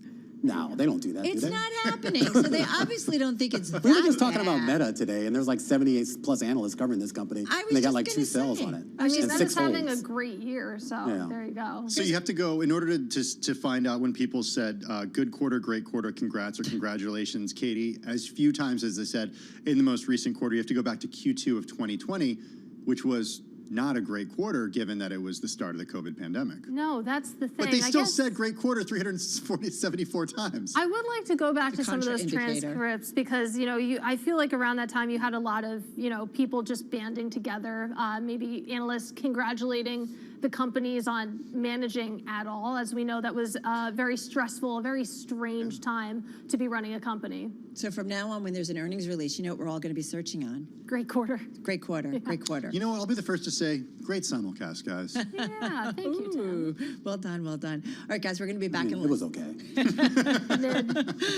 Is that a hold? All right, we're going to be back in less than an hour's time. Our cross-platform radio, TV, YouTube, and Bloomberg Originals. Catch us on this Tuesday. We're going to count you down to the close at 4 p.m. Wall Street.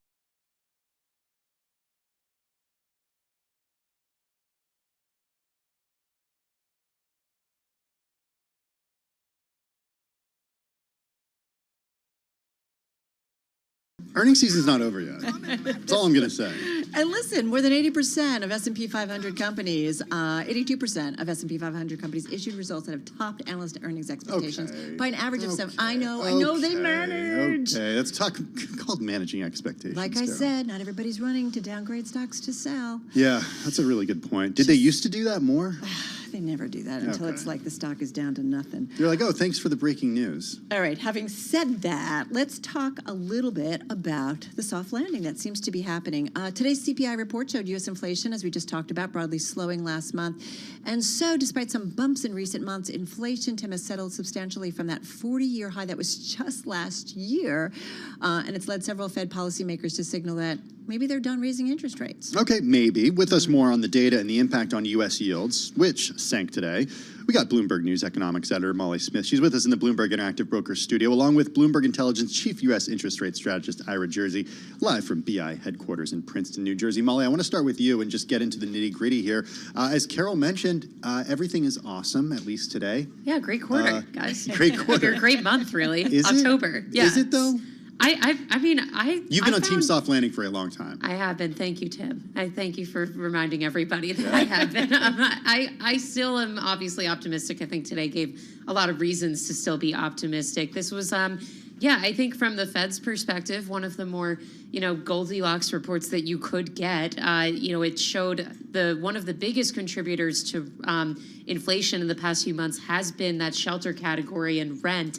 And some of those rent measures stepped down pretty significantly this month. So that was very welcomed. The rents, of course, are still rising, but not nearly as fast as they have been in recent months. And that's the point. Still going up, but not as much as they were. Right, which is the same with core inflation, but then you saw overall inflation. That's the one that includes includes those food and gas categories, that one was unchanged on the month, and that's because gas prices fell so much. So we were expecting that, but the read on core inflation coming in below expectations, that's what everyone is really cheering about right now. I want to get to you in terms of that 2% rate that's the Fed target in a moment, but let's bring in Ira Jersey, because Ira, we saw, certainly an equity rally, but on the bond side, the Treasury, U.S. Treasury side, some significant moves all along the curve. Talk to us about the trade this morning, today.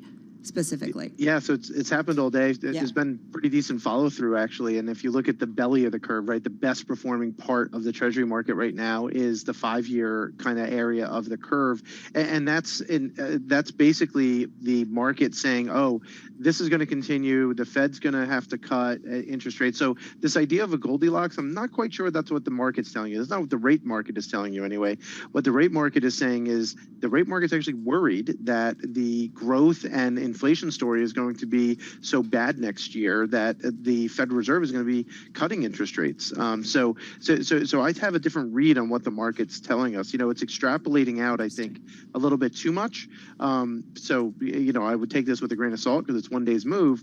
But nonetheless, the market certainly seems to think that you're going to get maybe a string of better inflation data, but maybe significantly worse growth data as well. Ira, what's the nuance in the trade between the activity indicating recession versus soft landing? How do you figure that out?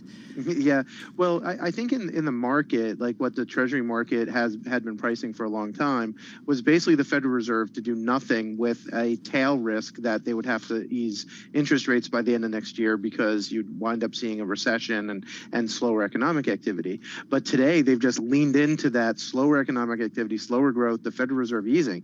We went from pricing in under 2 cuts by the end of next year to pricing in almost 4 cuts, right? So that's a pretty significant move, right? 50 basis point move. I mean, you just look at where short end futures are pricing, and they've moved basically at least one more cut, if not more, throughout the course of the year. So, my base case is the Fed does nothing next year, but the market seems to be much more worried about, softness in the economy. So, okay, Molly, so that 2% target that Jay Powell and company say that's what they are shooting for, or that the trend line is getting there, that would maybe give them a reason to pause and just be done with this rate hiking cycle.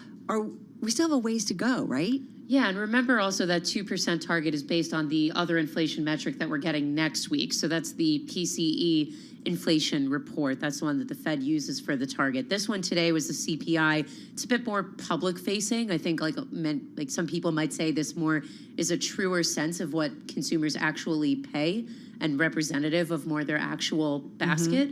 But I mean, yeah, I think the real thing that they've been looking for has been a mediation more in the core metrics of inflation. So stripping out the volatile food and energy categories, especially core services ex housing. So getting into where we've seen so much strength in especially rents and other services inflation that has been really strong. That did step down a bit in today's report, but like you still are generally getting so much more relief on the good side, as you guys were just saying, with the luxury watches and other big purchases, that people are just not buying as much physical stuff.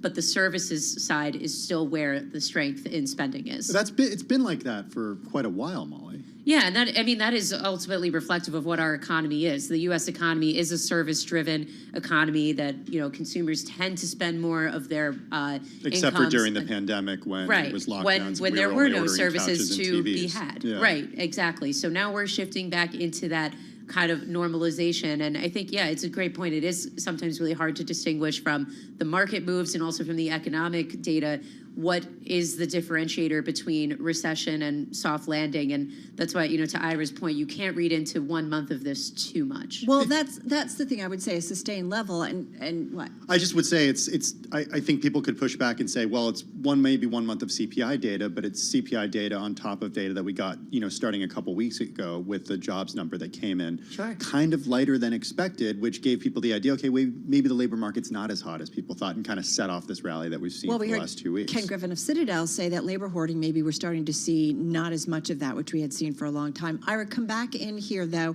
The bond market, the U.S. Treasury market has been very volatile this year. And so I am always hesitant, even when we've got a steep move on a day like today, to buy the trend. How about you? You know and understand this market. I mean, we could get something that's a little hot in terms of the U.S. economy and go in the other direction. Yeah, I think a lot of people were leaning a little bit short. A lot of people were burned. You know, we had when this past summer, if you recall, when a lot of people, including myself, were calling for the Federal Reserve to have been finished with their interest rate hikes. Usually, when the Fed finishes hikes, you want to own duration, you want to own the long end, own market risk. And what happened this time was people got burned, right? Because you wound up getting better economic data than people thought. You had the September data was pretty strong, right? So surprisingly strong, and that's one of the big reasons why people reset their expectations for the Fed, and you wound up getting that pretty big sell-off during the months of August and September. And then, you know, subsequently, like you mentioned, the last 2 weeks has been great for the Treasury market, right? We hit 5% on the 10-year yield, and then we've done nothing but rally for the last 40 basis points or so. And I think that is, you know, shows you how on edge the market is and how confused the market is about the future path of the economy. Because, you know, I still have a lot of people telling me, some investors I've spoken to just today were mentioning that they think that inflation next year is going to reaccelerate. Meanwhile, you have, you know, the market pricing for cuts. So I think if there's any piece of data that suggests that, hey, maybe inflation will be reaccelerating, you can wind up just going right back the other way. That's interesting. Hey, Molly, come on back in here. Oh, did you want to? I'm frightened. The thought of inflation reaccelerating. It'll keep you busy. I mean, I guess I could see, the thing, and maybe I'm a little partial here. I'm in a somewhat of a home buying journey myself and thinking about, okay, what's a reason that like housing prices could reaccelerate, and thinking, okay, if you start to get mortgage rates coming down, which it seems like we are at or near the peak, that at least in the New York City market, because you can't talk about housing really as a national market, it doesn't exist, that there does seem to be a lot of demand here, and that when there would be more supply coming on, if people start to move when rates come down, it seems like there would be a lot of demand to meet that extra supply, in which case prices could come back up. So I could see that in a housing sense, in the sense that like inflation could accelerate more in that sector. I totally agree. It's tough for me to see right now where the opportunities are for inflation elsewhere to reaccelerate. I'm not saying it's not possible, but that's the most obvious one to me that comes to mind. The housing one, because it's just kind of so tight. It's interesting, Ken Griffin said he expects a U.S. recession in the second quarter of next year. Scary. He also thinks, though, that work from home is going to make it easier to fire people. Yeah. So, I mean, maybe that'll get the rise in unemployment that the Fed is looking for. We're all just saying we're all here today. Remember how we said happy Monday? Okay. Happy Tuesday, everybody. Great quarter, great month. In the studio. It is really, really tricky. What's the next economic report on your radar, really quick? Retail sales tomorrow. We'll see how well that does. The consumer, right? Love it. Those doing. All right, always love. Molly Smith, economics editor at Bloomberg News, right here in our studio. Ira Jersey, our thanks to him as well. Chief U.S. interest rate strategist at Bloomberg Intelligence. It's amazing how expectations of what the Fed is doing are moving so quickly in reaction to all of this. This is Bloomberg.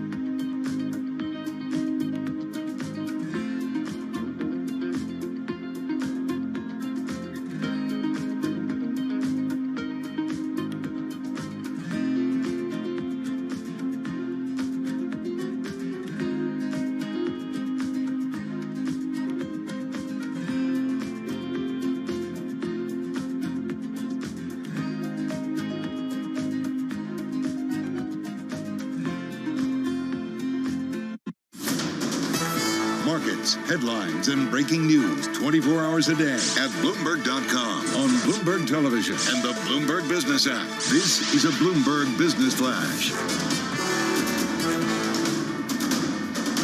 And I'm John Tucker in the Bloomberg Newsroom with this Bloomberg Business Flash. Treasury yields plunging, stocks are rallying. S&P 500 is atop the important technical level of 4,500, 4,508 right now. The data this morning showing momentum for disinflation picking back up. Core CPI gains moderating to a pace that's more consistent with the goal of the Fed. Right now, you have the S&P 500 95 points higher, up 2.2%. Again, 4507. Dow Jones Industrial Average up 580 points. The NASDAQ 100, 361 points higher. That's up 2.3%. And a sign of how broad this rally today is the Russell 2000 smaller cap stocks, 5% higher, up 5.1%, in fact.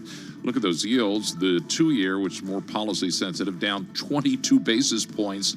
That's at 481. The 10-year, 20 basis points lower. These are gigantic moves, down to 4.43%. We also had earnings. Home Depot sales, they continue to slide. The company narrowing its outlook for the year. But the nation's biggest home improvement retailer had results that were better than feared. And also the fact that you have rates declining, that helps. Anything housing related is higher today. And now you can use Snapchat to buy some stuff on Amazon. That has Snap shares higher today. Snap is up over 7%. Yeah. That's what I need, more encouragement to buy more stuff on Amazon. And I have to admit, I don't know what Snapchat is. The disappearing messages is what Snap pioneered. You know, they'll help you disappear your money at Amazon, Carol. Just crazy, man. I won't quit my day job. No, I certainly hope not. Anyway, we check the markets for you all day long, right here on Bloomberg Radio. I'm John Tucker. That's your Bloomberg Business Flash. Carol, John, you're more of a Tim. You're a TikToker, aren't you? I don't do social media at all. Could you imagine me on social media? I think it'd be great. No, I'd get fired within 5 minutes. You could read funny stuff with your great voice. Wouldn't it be funny? Wouldn't it be funny? No, maybe not. Okay, fine. Hey, speaking of, check out the new Bloomberg Business app. It features Apple CarPlay and Android Auto. You can listen to Bloomberg Business Week and all of our Bloomberg radio programs at any time. Just download the Bloomberg Business app on your smartphone and connect your phone to your car. It's free and in the Apple App Store or on Google Play, thanks to our sponsor, Interactive Brokers. All right, well, the clock ticking until John Tucker appears on TikTok. It's also ticking on another U.S. government shutdown. We know that. However... Didn't this just happen? What? Didn't we just talk about a government shutdown? Deja vu all over again. Yeah. Just checking. The odds, though, of a November 18th U.S. government shutdown diminishing earlier today as newly elected House Speaker Mike Johnson gained more Democratic support for his interim funding plan. Yeah, that House vote on the temporary funding plan expected later this afternoon, coming at 4:20, under the expedited process that requires a 2/3 majority for approval. It's a threshold that would require, Carol, support from a large number of Democratic lawmakers. All right, so let's get an update on this process. With us is Bloomberg News congressional reporter Eric Wasson. He's on the phone in Washington, D.C. All right, Eric, so what exactly is the House going to be voting on, and temporary means exactly what?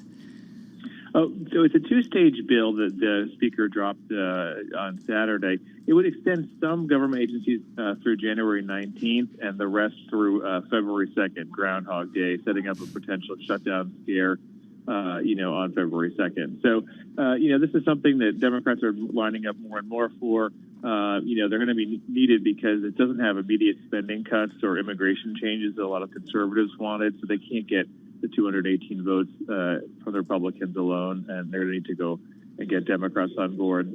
Even though there's no Ukraine or Israel aid, it looks like Democrats are going to just prevent that government shutdown and get home for Thanksgiving. So until when, though? When are we talking about this again? As I just mentioned, January 19th, some of the government agencies, that includes the Department of Agriculture, Energy, Transportation, are extended, and the rest of the Groundhog Day, February 2nd. Okay. Is this a smarter play by stripping it down and kind of at least giving a little bit more time to maybe get into specifics on some of these other aspects, whether it's funding for Ukraine or Israel? Does it make sense in terms of the political play here? Well, I think what the speaker's trying to sell it as, they're avoiding what's typically we've seen in the last few years is a giant 3,000-page omnibus bill that wraps all 12 parts of the government, and it's usually released right before Christmas and places a lot of pressure on lawmakers to quickly approve it. In fact, the last one was released around 1 a.m., I believe, and the vote was later that same day. So trying to avoid that and trying to pressure the Senate really to come to negotiating on those parts of the government that are funded in the first tranche. That's the strategy. But at the end of the day, the Senate, probably will try to jam the House with a giant bill anyhow. That's kind of their typical process, just because the Senate is so convoluted in its ability to pass legislation and so time-consuming. There's a lot of trouble doing smaller bills. Hey, Eric, one reason we know that Republicans were not happy with former leader McCarthy is because of the way that he worked with Democrats. I'm wondering what you're hearing from fellow Republicans, colleagues of House Speaker Mike Johnson, after he gained more Democratic support for his interim funding plan. Is that conflict kind of behind the Republicans? Not really. I mean, what they're basically saying is that there's a honeymoon period for Speaker Johnson, but this is the same exact thing that McCarthy did that got him ousted, putting a temporary funding bill on the floor for a vote and having a lot of Democrats support it. But they're saying that the honeymoon is there for Mike Johnson's, but it's coming to an end, and this is probably the beginning of the end. In January and February, if he doesn't get any kind of conservative wins, that's going to be, a tough road for him. Even the ultra-conservatives of the GOP, are they in alignment and supporting the speaker in this play? Well, they're certainly going to vote against it. And I think we'll probably see 45, 50, maybe 60 Republicans vote against it. That's why they need Democratic support. But the question is, are they going to try to fire him? This is the motion to vacate. They could bring a motion, any one of them, and force a vote on the floor, like we saw with McCarthy. And if all Democrats vote with just, 4 Republicans, then the speaker would be out.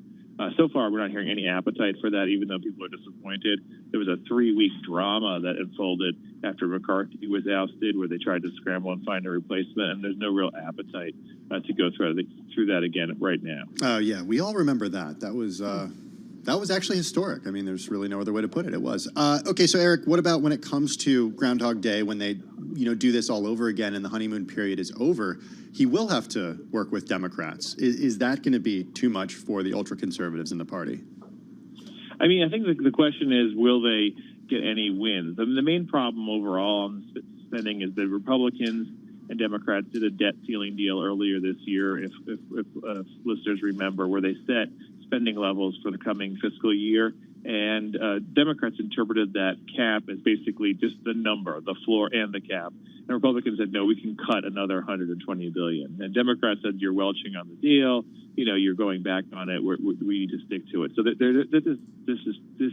dispute is continuing, and until it's resolved, the bills can't get done, and the speaker is going to remain in jeopardy. Hey, Eric, any signs that former President Donald Trump is behind some of this maneuvering? He's remained somewhat quiet. I mean, he certainly supports Mike Johnson, views him as his handpicked candidate.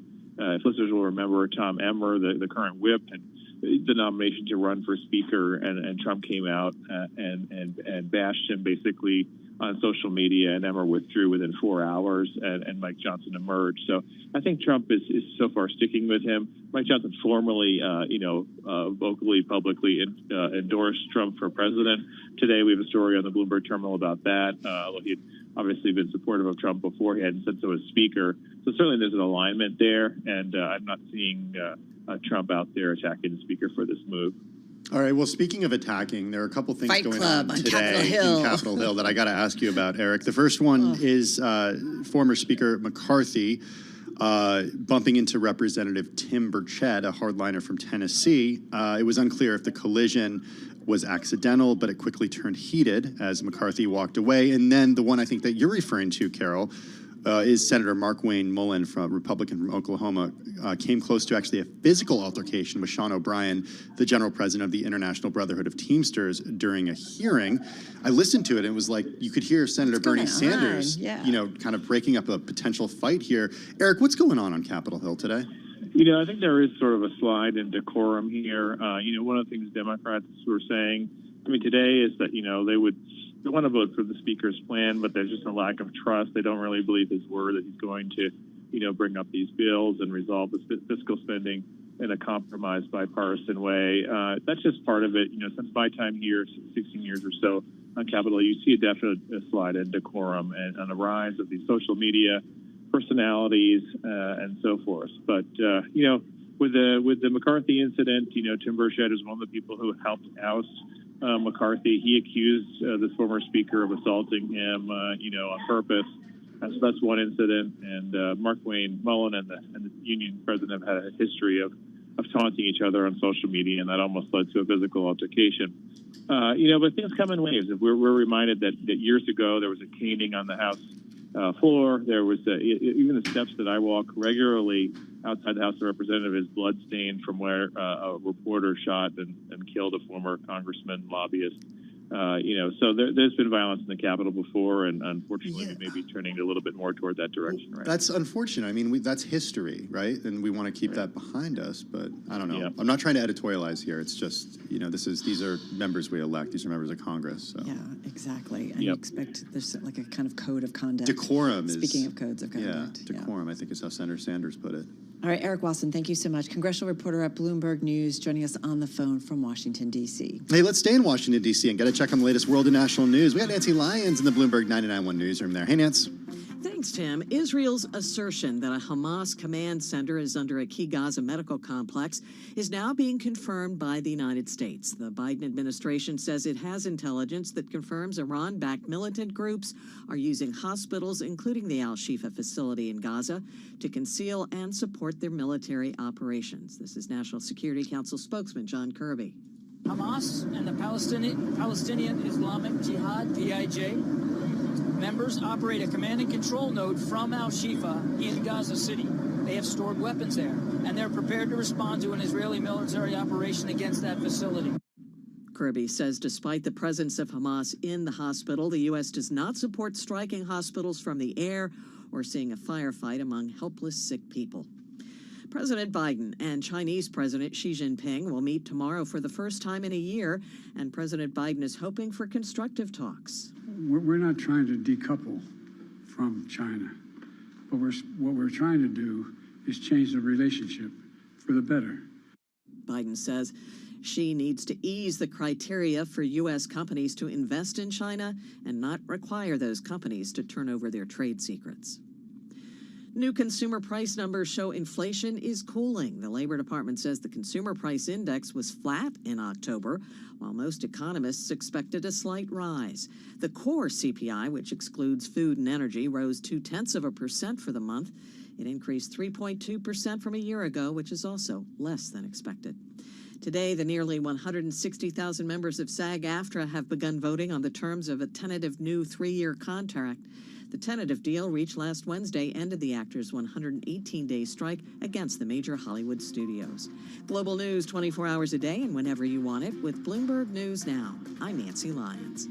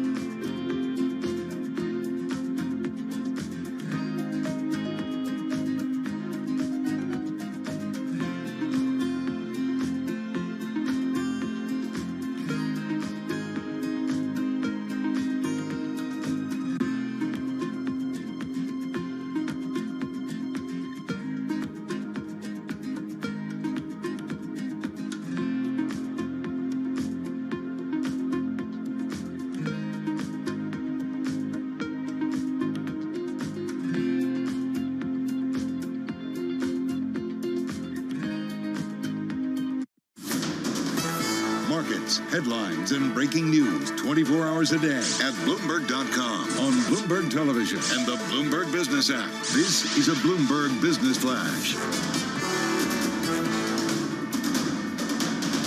And I'm John Tucker in the Bloomberg Newsroom with this Bloomberg Business Flash being brought to you by Glenmead. Glenmead offering sophisticated wealth and investment management solutions combined with the personalized service that you deserve. Your wealth, your mission, your investments. Let's talk. Visit Glenmead.com to learn more. It is a risk-on day today. Lots of green on the screen. Let's head over to the First Word breaking news desk for today's afternoon call. And here's Bill Maloney. And good afternoon, John. That's right. U.S. stocks are surging today as U.S. consumer inflation eased in October.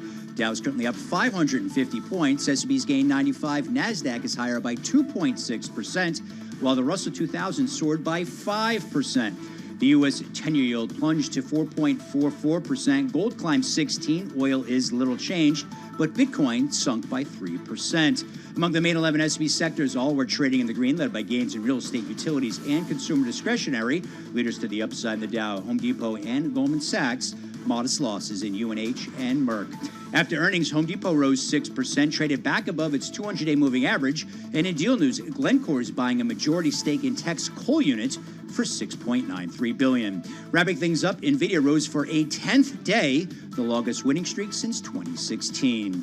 Live from the First Breaking News Desk, I'm Bill Maloney. John? All right, Bill, thanks a lot. And to hear live breaking news over your Bloomberg, type SQUA on your Bloomberg terminal.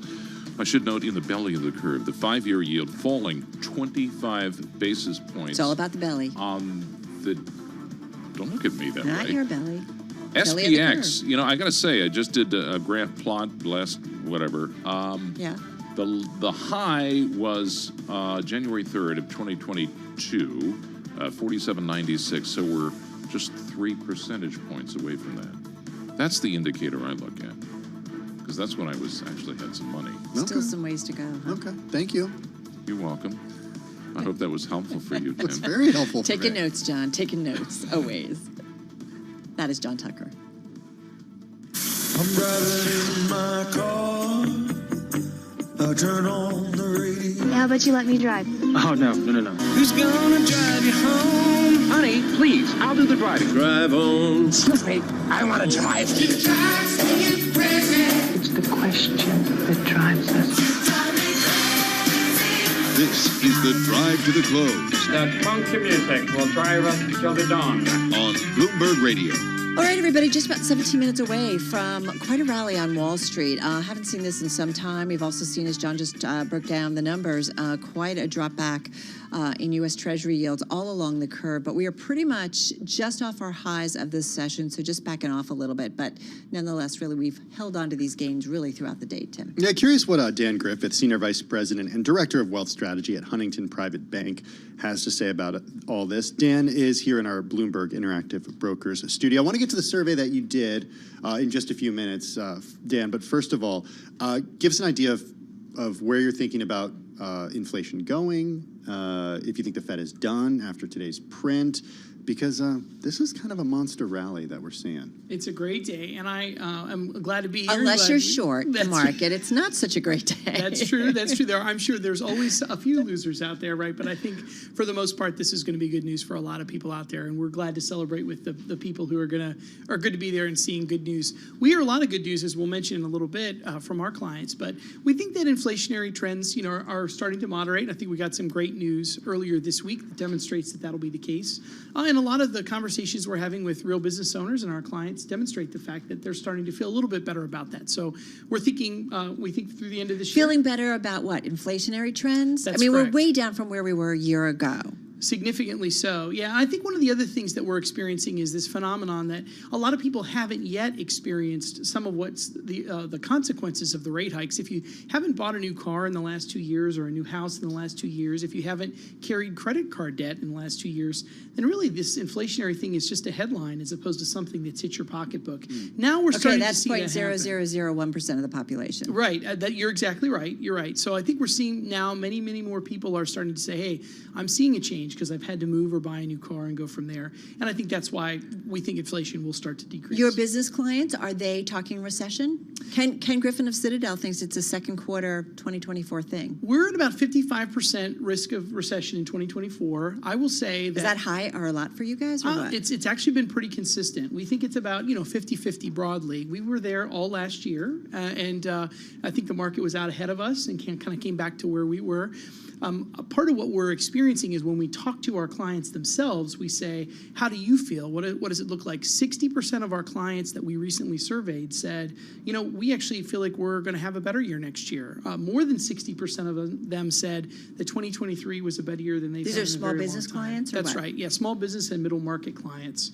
So a lot of them are still very optimistic. Only about 8% of them had a negative outlook on the economy. And I think that's very telling and one of the reasons that we're in the position that we are. Based on the survey data that you got, do you think there's a more than typical disconnect between what we're seeing in the stock market and what you're seeing in the economy, with the caveat that we know the stock market is not the economy, but they're certainly related? Yeah, I do think that's one of those things that we're realizing more and more, right? That the markets themselves can be very different than what we see. I think we see that phenomenon in small and mid caps themselves, right? As we see there's a disconnect between the large cap space and small and mid caps.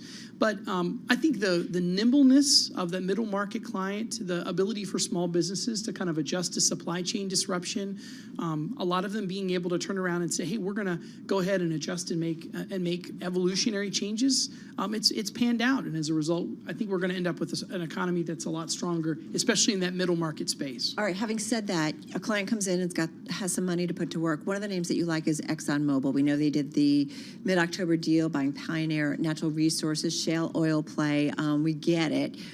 Is that a reason why you want to buy it, or is it something else? Is it the dividend? What is it? Yeah, I think the dividend is one. It's an interesting phenomenon. A lot of our clients come in and say, hey, we really want to talk about these higher yields and how we can lean into fixed income a little bit more.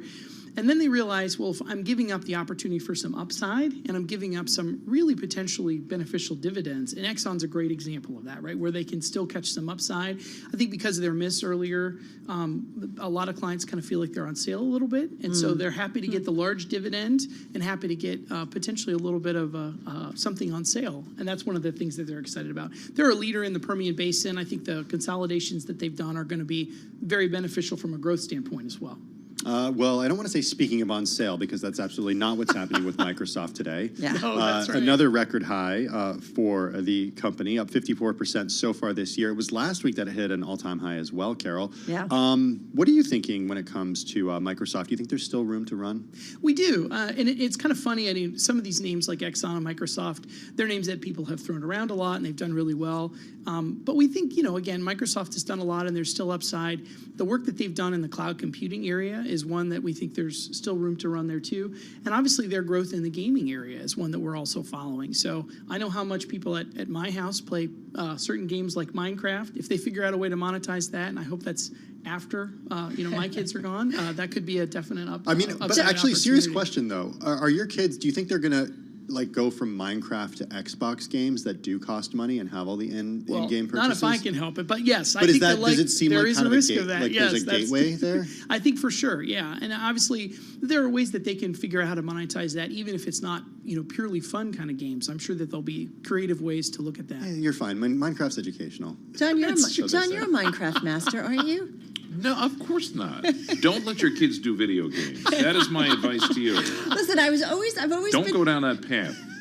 I always think about all the tech entrepreneurs and doing panels with them years ago, and they're like, yeah, my kid doesn't, they're not on a phone, they're not on I think there's a difference between the something. phones and video games. I think phones, a lot of tech executives draw the line with phones, but they're okay with gaming. Really? I think gaming is totally acceptable. Here's one of the weird things. It's like, this is big. Kids watching other kids play games. That's been huge. That's like 15 years, That John is Tucker. also definitely Twitch. something That's psychotic, I think. Yes. But it's just like... And there is a way, Twitch. YouTube has figured out how to monetize that for sure, John. So that's, definitely a factor. Yeah. Don't you remember watching people play Pong, John? Well, I was a huge Pong player.